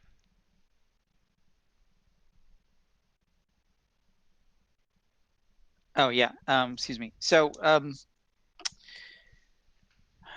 we do think Kyle Gibson's breakout year, if you can call it that, is sustainable. We had some inside sources tell us that, hey, he made a change. I didn't get into the specifics of it. I'm not quite sure if it was sticky stuff related or mechanical related. I got the impression it was mechanical. But the Rangers did feel confident that, he's a new pitcher this year. And so they may have been, expressing that to other teams as well. Now, our number reflects track record, as I was saying. It's a little bit easier to model starting pitchers in general because they tend to be a little bit more consistent year to year than relievers are all over the map. So his track record played a role in that valuation. You can't just go from a guy who had basically had no trade value previous to this because he was always sort of a backhand starter, mediocre at best, and suddenly he's broken out this year. So you have to ask yourself, well, how much do you trust that? And sure enough, maybe because sometimes pitchers, especially starters, have a really good first half and then the arm gets tired and they start to fall apart. Sure enough, his last three starts were not good. And so the folks who say, it's regression to the mean, that lends a little credibility to that argument, and that's too small of a sample size for us to have changed his value. But we did update in the latest update. He was at 8 and then he was at 7 just because of the time factor. Time is running out on his control. And we did note that there was positional scarcity there. He's not a superstar, so we could see a mild overpay, but not a huge one there. But desperate teams will do desperate things, and that's the way I see that one. All right, just tweeted out the Baez trade. Not seeing any other new updates quite yet. Rangers are sending a prospect back to the Phillies in the trade with Kyle Gibson and Ian Kennedy.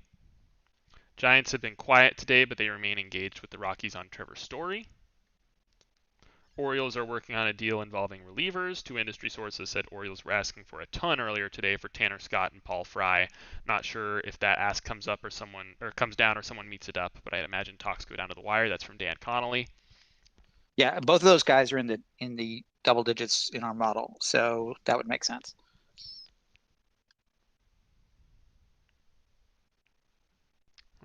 And to your point about it, there's a prospect going from the Rangers to the Phillies. Sounds like it would also make sense to close that gap a little bit, depending on who it is.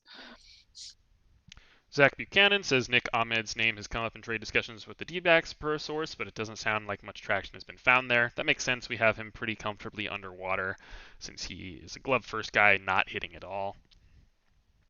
Mets are having conversation with the Twins about Kenta Maeda. Mets have also discussed J.D. Davis in trades with the Twins. That's according to Michael Mayer.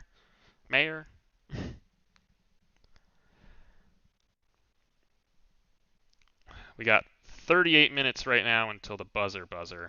But as we know, a lot can change there. All right, we got the Nationals A's return coming in from, according to Rosenthal. It's going to be Drew Millis, Seth Schumann, and Richard Gausch. That looks pretty fair just off of what I know about the values off the top of my head, but let's take a look. I believe Millis is a mid twos, low threes, something around there. I think he's in the threes, and the other guys are like 0 to 1 ish. So that So should would make more sense. be Yeah. almost perfect. Yeah. So we got Gausch at 0.4. He was an international signing, if I'm not mistaken. Schumann.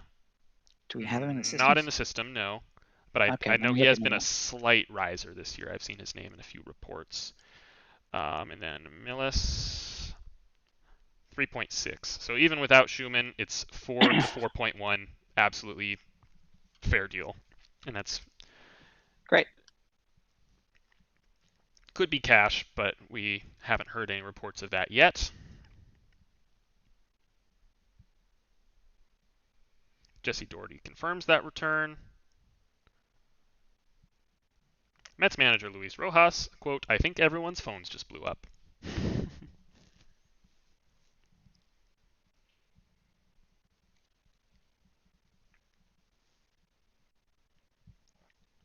Greg Mish says if the Marlins need them, both outfielder Brian Miller and recently traded for outfielder Brian De La Cruz are in Miami and ready to go. I'm assuming that's contingent on whether they can add somebody right now.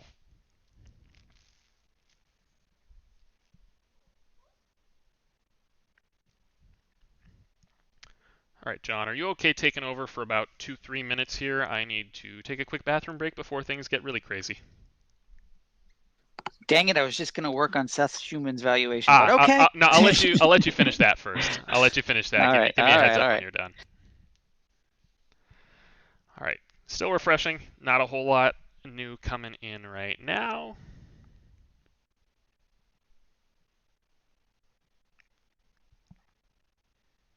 Mark Topkin says, guess here is that Bryant doesn't end up with the Rays. Wasn't sure how that fit would work without Rays moving another regular.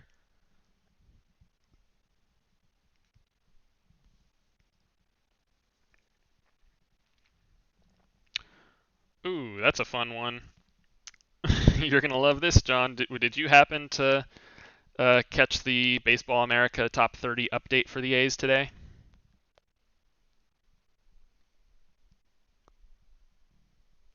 That was today. No. Once again, thank you, Baseball America, for not following our schedule. You guys can't just get this stuff out a week in advance. Jeez, I know. God. So apparently all three guys were risers. Millis went from 25 to 13. Granted, it's a shallow system, so that might not be All right. hugely meaningful, but I'll let you get to work on updating those. Okay. It's going to take me a little bit.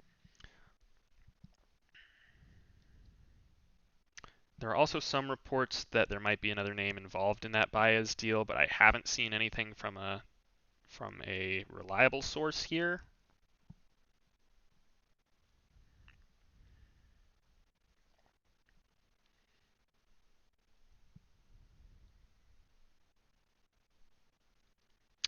Evan Grant is hearing the Rangers are getting right-handed pitchers Kevin Gowdy and Josh Gessner, in addition to Howard in this Gibson Kennedy deal. So let me find that.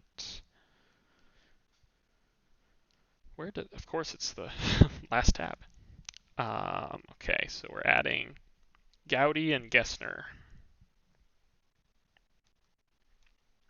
John, you're going to hate me, but Gessner's not in the system. Okay. Well, the good news is that means he's going to be very low value, Yeah, if at all. and Gowdy is as well. He's just a 0.3, so this Okay. So could. it's basically Howard and change. Mm-hmm. So if there's some money coming back, or if the prospect going from Philadelphia to Texas is at least some value, then this deal could end up being accepted here. As of now, it's still rejected, though.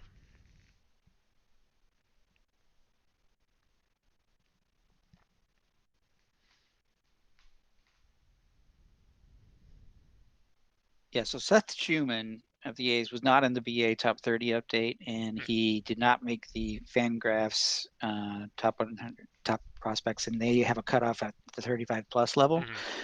Which means he's likely in that area, 35, maybe 35 plus, if you sort of estimate what he would be as number 31 on a very weak system now. He's at 35, so it's not going to be much. Okay. I was just reading Mark Schiarelli's tweet that says all three were arrow up prospects in the top 30 update. Was he maybe an honorable mention or something?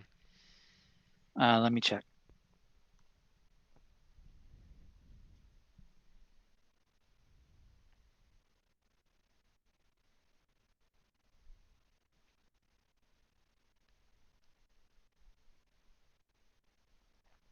All right, Mark Feinsand confirming final Mets Cubs deal will be Baez and Williams for Pete Crow Armstrong. So seems like if there were reports of another prospect being involved, those may not have been accurate. So that deal is still accepted, but as a moderate overpay.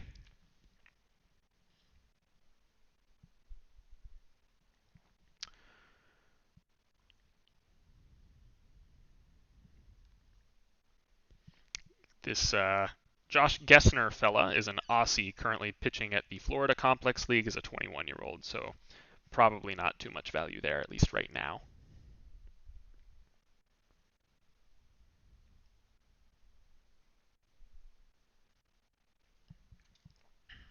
All right, I said earlier that it felt like the calm before the storm, but this really does. Levi Weaver is still. Okay, so wait. Did I? Okay, it's the. I mixed it up earlier. There's one more name going from the Rangers to the Phillies. I said it backwards earlier. And it appears that name is Hans Kraus, who is actually a bit of a prospect. I'm trying to grab There his you go. value right now. I don't think he's super high, but he's at least a prospect name. He should have a little bit to him. Let's go ahead and find out. Whoops. I'm lagging, and it's causing me to click things more than I want to. Let's see. Kraus at 4.9. There we go. So there you go. So it's not too far, not Still that an far off. overpay. Yeah. We will have to see if it's being accepted. It is lagging for me pretty bad. And I'm going to put Seth Schumann at 0.6 since that's the 35 plus level. I'm going to give people the benefit of the doubt benefit of the doubt on that one.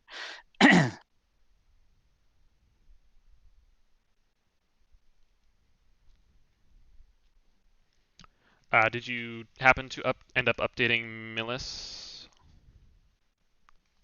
No, I don't think that's going to change though. Okay, got it. Just checking.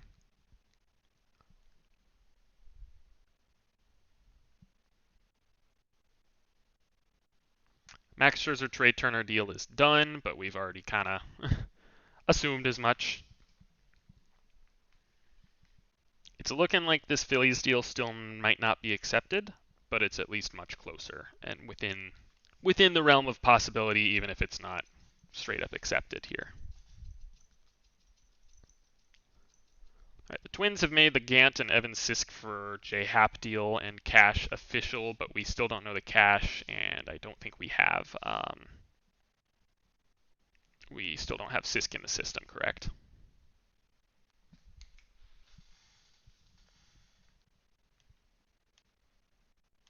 Going as fast as I can. I'm No still worries. doing Seth Schumann. I'm not trying to rush you. This is That's getting okay. I'll crazy get the for all of Sisk. us. I know.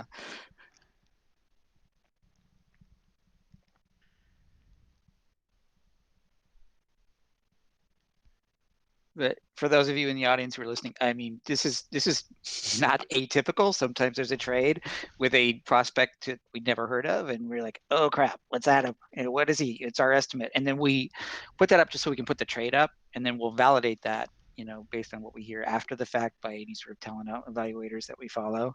And usually we're right, or if we're wrong, we're not far off. So it's better to have it up now and change it later. So that's what we're doing.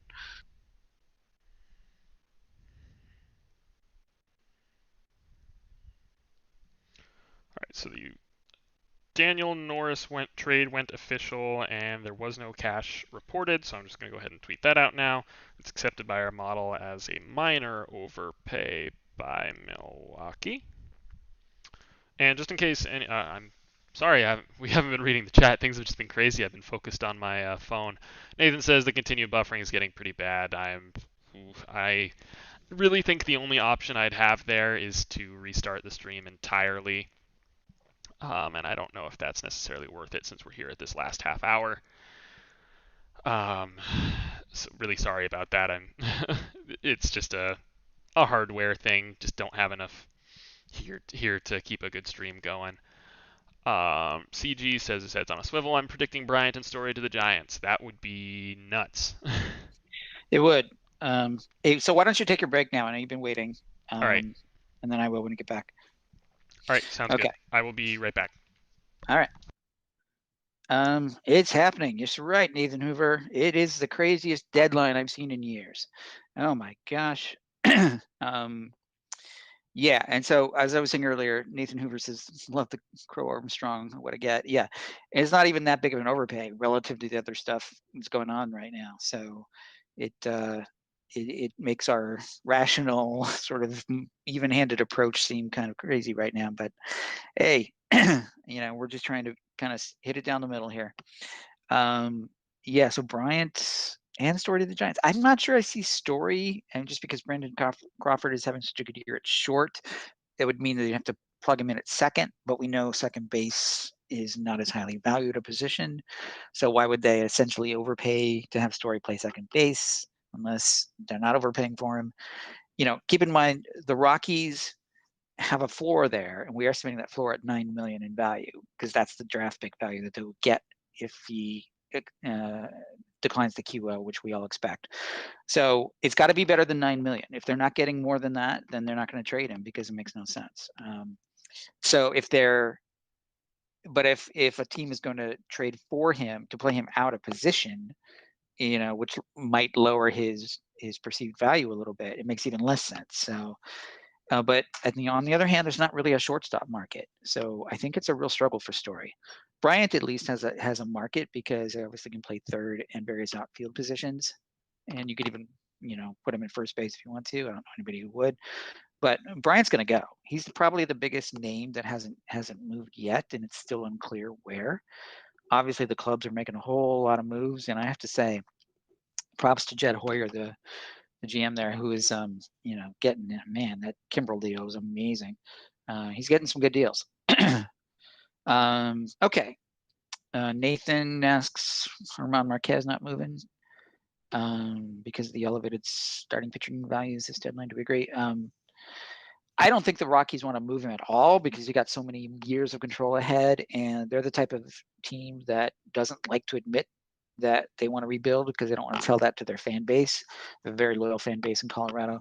So they don't want to just throw in all their cards, and they want to keep him around, I think. So even though they would get an amazing return, as we just saw with Barrios, at this late stage, I don't see him moving. Now, of course, who knows what's going to happen in the craziness of the last half hour here, but I don't think that's going to happen. All right. Let's see if we've got any other news happening.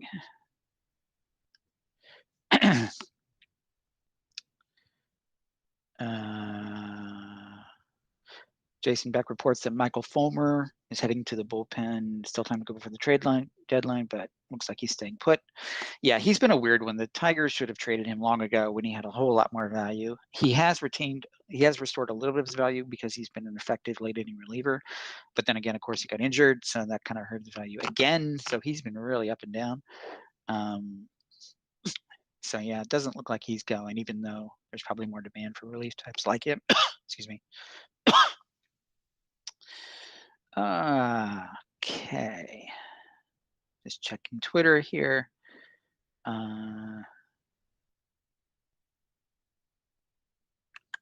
Dodgers Nationals deals should be announced soon. Okay, now that's kind of old news.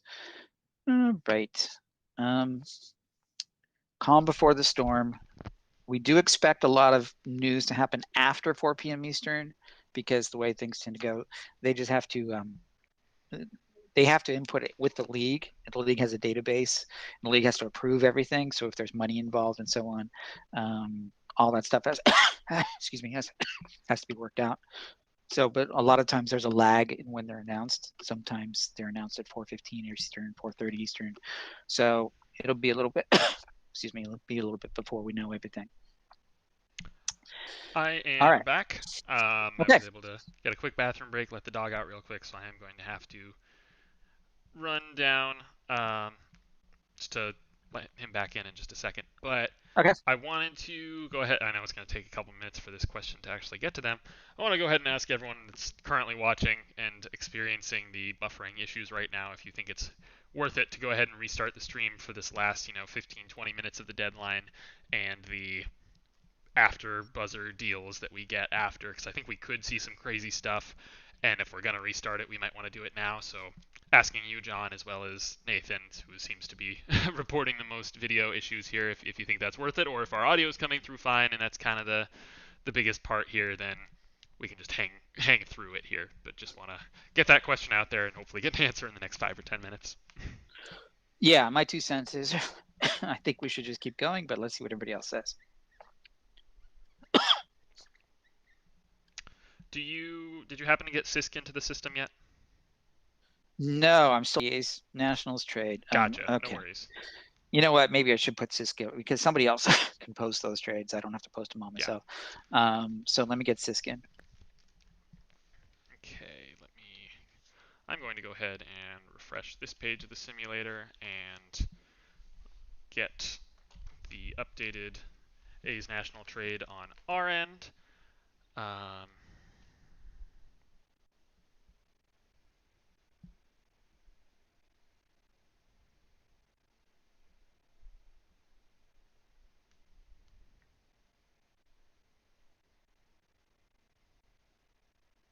Hang on, which trade was Sisk involved in? John Gant, J Hap.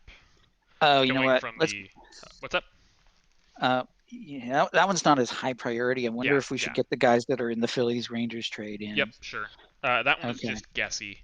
Everyone else there is already in it. Okay, so let me do that. I'm actually going to run it real fast for a minute, then I'll do that. Yep, go for it. All right, we got 20 more minutes here until the deadline itself. Story is still in Colorado. Bryant is still in Chicago. Who else am I missing here? Raisel Iglesias is still on the Angels. So is Jose Iglesias, but he's a little bit of a lower name there. Jonathan Scope still in Detroit. The Orioles still haven't made any moves. Not that they have a ton to sell off if they're not moving Mancini or Means. The Mets are reportedly, as of 15 or 20 minutes ago, pushing for another starting pitcher, so we'll see what happens there. The Twins still are listening on Buxton and Donaldson and Maeda, and presumably a couple relievers there: Alex Colome, Hansel Robles, Trevor Rogers. Trevor Rogers. God, I did it again. Taylor Rogers. Trevor Rogers is a Miami Marlin. Um, Still got a whole lot of action that could come through in the next, well, that could become official in the next 20 minutes and come through in the next hour or so.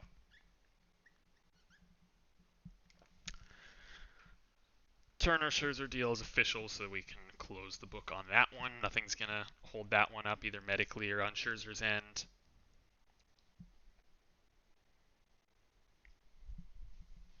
What was I pulling up here? I was pulling up the A's deal. Nathan says he's heading out and looking forward to the next podcast.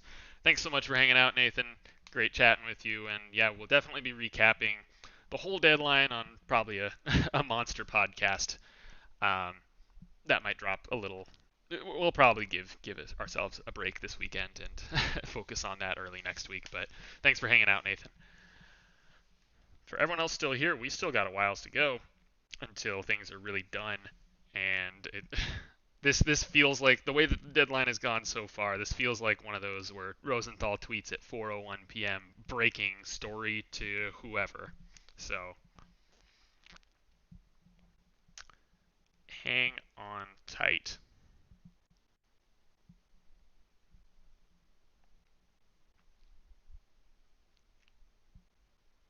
All right, still not seeing anything new on Twitter for right now. Let me go ahead and get these players punched back into the A's Nationals deal. Sounds like John's back.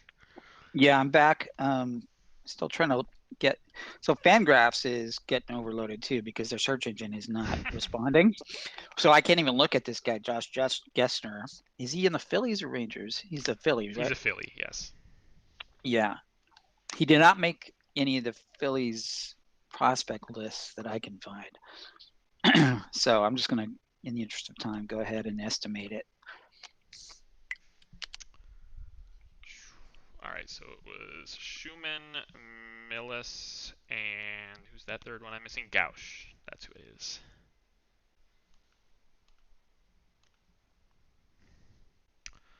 I always second guess myself when I see Drew Millis's name. Millis just sounds wrong, but I don't think it's Mia's. I don't think it's. I don't know what else it would be. Let's see. The Phillies Rangers trade is official. And I'm not hearing any cash involved there.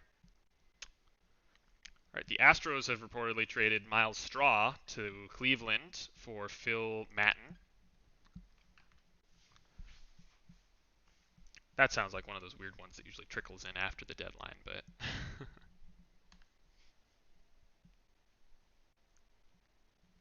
we will get to that in just a moment here. Just want to add all these. Without checking the numbers, I think that's a bit of a gap because Straw was, I think, he Yeah, had some surplus, yeah, that. and Matan probably not so much. I know Straw has come down a little bit in the last couple updates, but I do Okay. agree with you. I think that is probably okay. The Rangers are also sending $4 million to the Phillies. I think that makes this fair. Oh, perfect. Love it. I went to the wrong tab again though. Rangers, 4 million to the Phillies. Add cash. 18.2 to 21.2. Boom. Minor overpay. We'll take that.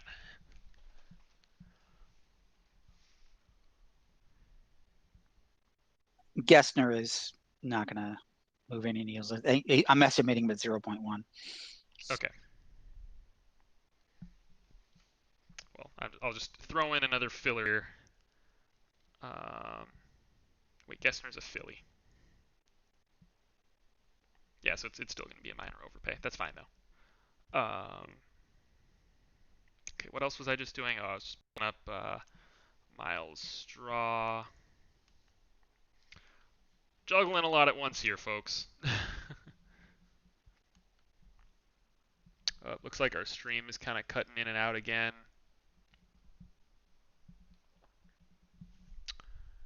I think I think we are best off just taking a quick break here and restarting the stream.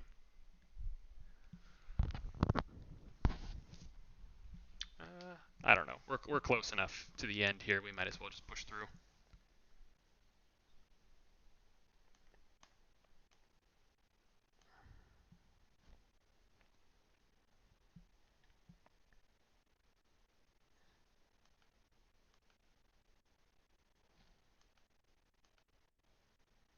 Whoops, wrong Harrison. Not KJ Harrison, Josh Harrison.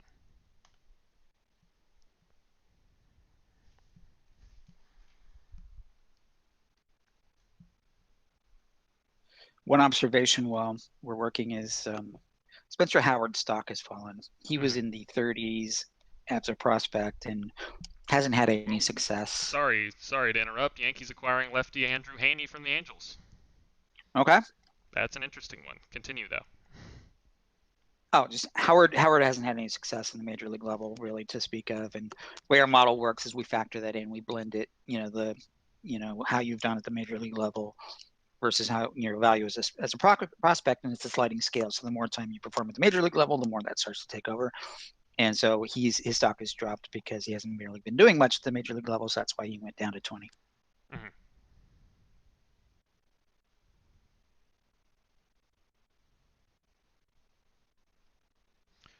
I'm just tweeting out the Athletics Nationals deal now. While I'm doing that, I can go ahead and start working the Astros deal.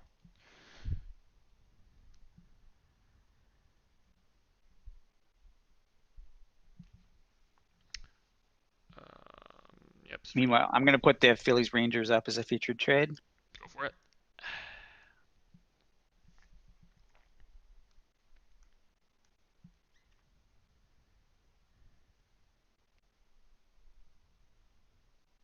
Are you okay to take over for another second? I'm a couple trades behind on tweeting, and I gotta go let the dog in. Yeah, go for it. All right, I'll be quick. Okay, let's go. So, too much to do, too little time, folks. All right, those of you who are still with us, let's see. Yeah, all right, I'm just going to keep working. We'll see what happens. So I'm putting up a featured trade now with the Phillies and Rangers. Let's see, they got Gibson, Kennedy, Krause, and Cash going to Philly. That's good.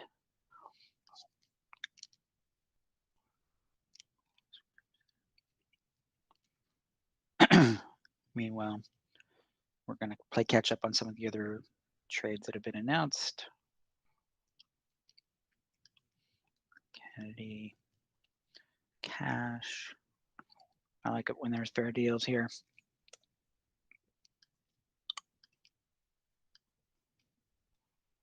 So basically, the Rangers stretched, and to some degree, you could say they almost bought a prospect here in Spencer Howard. He was the big get there. And then by including in the money, that upped the prospect return. So good for them. They need a little bit more at the top end of their farm. The farm is very deep in quantity, not very deep in impact quality at the top, with the exception of the trades they've made this week, like from the Yankees for Gallo. They got a couple of impact players there. So they're definitely going for a little bit more quality now. Okay, let's see.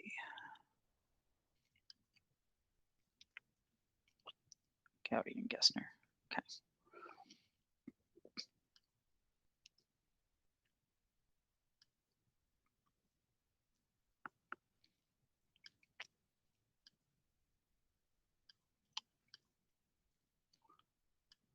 All right, I'm back. Do you happen to know off the top of your head the first names of Gowdy and Gessner? Let's see. I think Kyle Gowdy, is that right? Kevin Gowdy. Kevin, close enough. And Josh Gessner. And Gessner is also a righty. I don't know because Fangraph's not working for me. So Well, I think I remember seeing he was. Worst case, I'll make a tweet after the fact. And you said not the worst mistake in the world. he was at 0.1. Gessner's at 0.1. And sorry, I know you literally just told me his first name. Was it? Gessner is Josh. Gotcha. Yeah. How'd I miss that? Oh.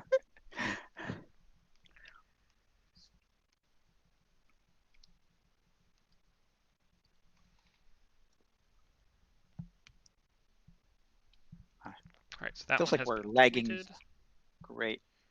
It feels like we're lagging behind the market news by 20, 30 minutes here. Mm-hmm. But it's good that we're being careful. Yes. Richard Rodriguez is walking out to left field to join the rest of the Pirates. Interesting. Don't know if I love that decision for them, but it obviously depends what they're able to get back for him, considering his recent struggles and the sticky stuff questions. Yeah, and he's got more years of control, so it's not like super urgent that they trade him now. Mm-hmm.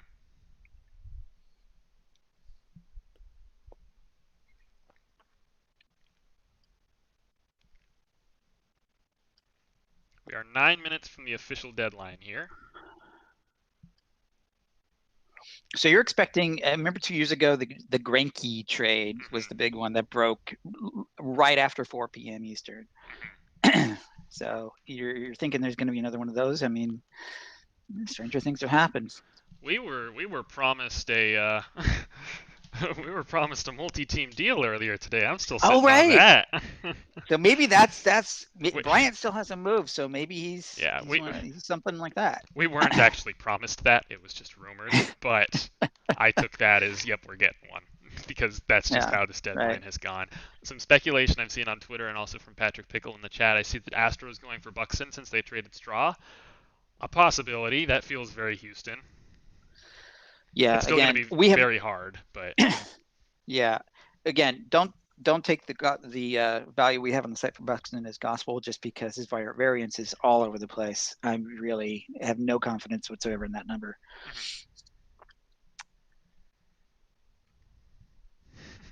So the Angels got a bunch of junk for Andrew Haney. Do you see in that? I haven't gotten to that one yet.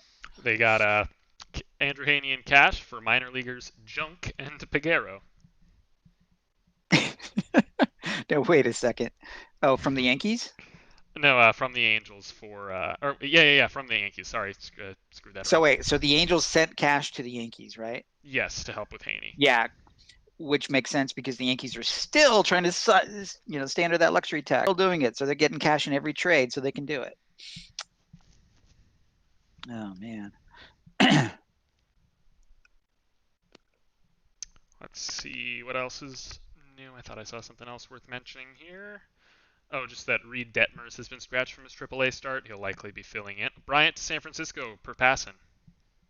Whoa. But that Detmers scratch was, he's not being traded. It doesn't seem like. He's probably just filling in for Haney tonight. Yeah, exactly.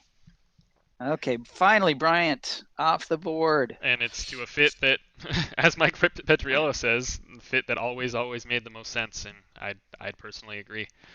Yeah. Let's see here. Now, is Longoria back? Is he going to play third or left or whatever for them? Left bench. No, Bryant has played just as much outfield as he has third base this season, so they're going to be able to play around, play with matchups there. Ooh, okay, Straw's a lot higher than I thought we had him. Right. We've got Straw at 16. Oh my gosh.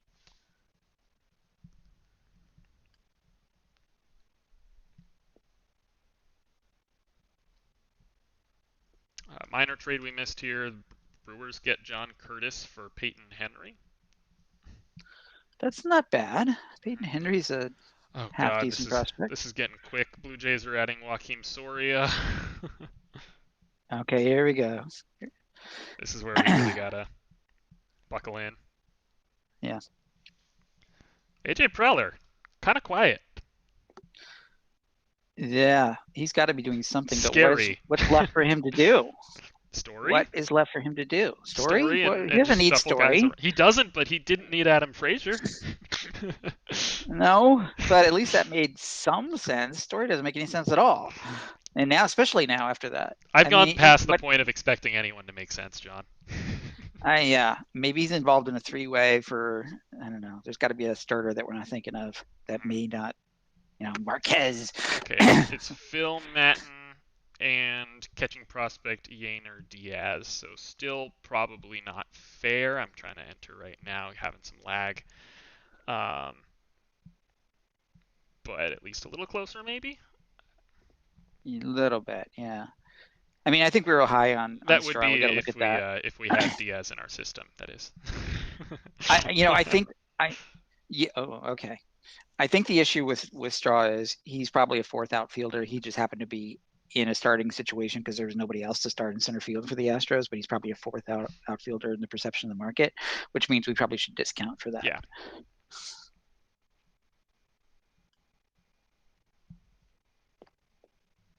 Yeah, we got Matten at 3.2. So that one will hold off until we get Diaz added. Oh my goodness, they're going too fast. I haven't even caught up to Haney. I haven't caught up to this Peyton Henry whatever one. I'm going to prioritize Haney here. Meanwhile, we've got 176 active users on our site right now. So that could be contributing to things going a little slow here.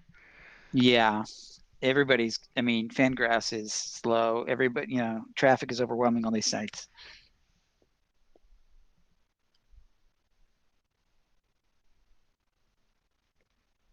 Jason Junk and Elvis Peguero. There's also Cash, but we Okay, who need do I need? Tell me who for you to tweet anything. Is there anybody I need to add? Yainer Diaz and Sisk, but neither of those are massive priorities. Okay. So that's Diaz with the Guardians and Sisk with St. Louis, going from St. Louis to Minnesota. Okay, so we need. Okay. How do you spell the Yainer Diaz? Good question, my guy. um, uh, finding it. why? Yaner Diaz. Okay, Okay, so we're looking for Junk and Peguero, did I say? man, folks, we have a database. There's two of us who have built the databases over 3,200 players, and we still see trades with guys who aren't in our database, and Right. so it's like, come on. We also don't have Junk in the system. That should probably be new priority. uh, Junk. Jason Junk, yes. Jensen Junk. Jansen? Jansen Junk. All right, Jack Curry typoed then. Okay, yeah, he's a 25-year-old righty pitcher, Rule 5 eligible, not a prospect. All right, depending on the cash, this might be an underpay then by the Yankees. Yeah, For for Haney. We okay, have Haney at eh, 3.6, Peguero at 0.4, and okay, Junk not in the system. okay, yeah. Uh, with Junk being a Rule Although 5. Josh Norris of Baseball America does say Junk and Peguero were going to go in the Yankees revamped 30. Come on, guys, do this a week earlier next Oh, year. Jesus. Okay, well, all right, so that helps a little bit. See, okay. So Junk is Jake gonna Marisnik be. to San Diego. I don't care too Well, much about that one yet. there's your big Preller trade. Yeah. Okay, Junk is going to be 0.4. Did you say Elvis Peguero? Yes. Okay, he's already at 0.4. Yeah. Is he not in the system? He Okay, is. He is. okay. Merrill Kelly to the Padres, There's his starter. potentially. He had some value. Okay, I'm. Was that news or just speculation? That's apparently news, but it's from a not a checkmarkless account, so we'll have to wait to confirm. Okay. Oh my goodness, I am. We're so behind.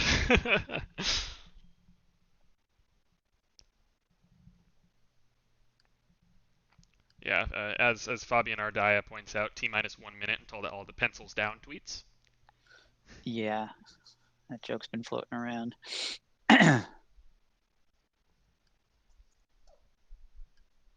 So it looks like we were a little high on Haney. I would have thought he had some value Me too. based on our. What was I doing here? I want to get the Brewers. I want to get this dumb little one out of the way, the John Curtis deal. No offense to John or Peyton. Uh, Mets will not have any last-minute deals, according to Mark Feinsand. Pencils down for the Mets. Yep. Okay, junk's in the system. We don't know the cash though, right? Right. So we're still waiting there. Okay. What's the next one I need to add? Freddie Galvis goes back to the Phillies. Okay. Who else did you need to add? Oh, did you want to work on Yainer Diaz? I can't find him. Really? He's not coming up in Is he one of Fangraphs. those who hasn't played yet, so he doesn't have an official Fangraphs page? Oh, yeah. Okay. That's probably it. So that could, but you can't assume anything with that one because those guys sometimes have real value. Exactly, yeah. A lot of the times they're either international or recent draft picks that just haven't debuted yet for whatever reason. Okay, so we're looking at Peyton Henry for John Curtis. We need like one more person. At least, yeah. Anybody want to volunteer? If we had one more just to be running the stream and checking Twitter, and we can each do our own thing,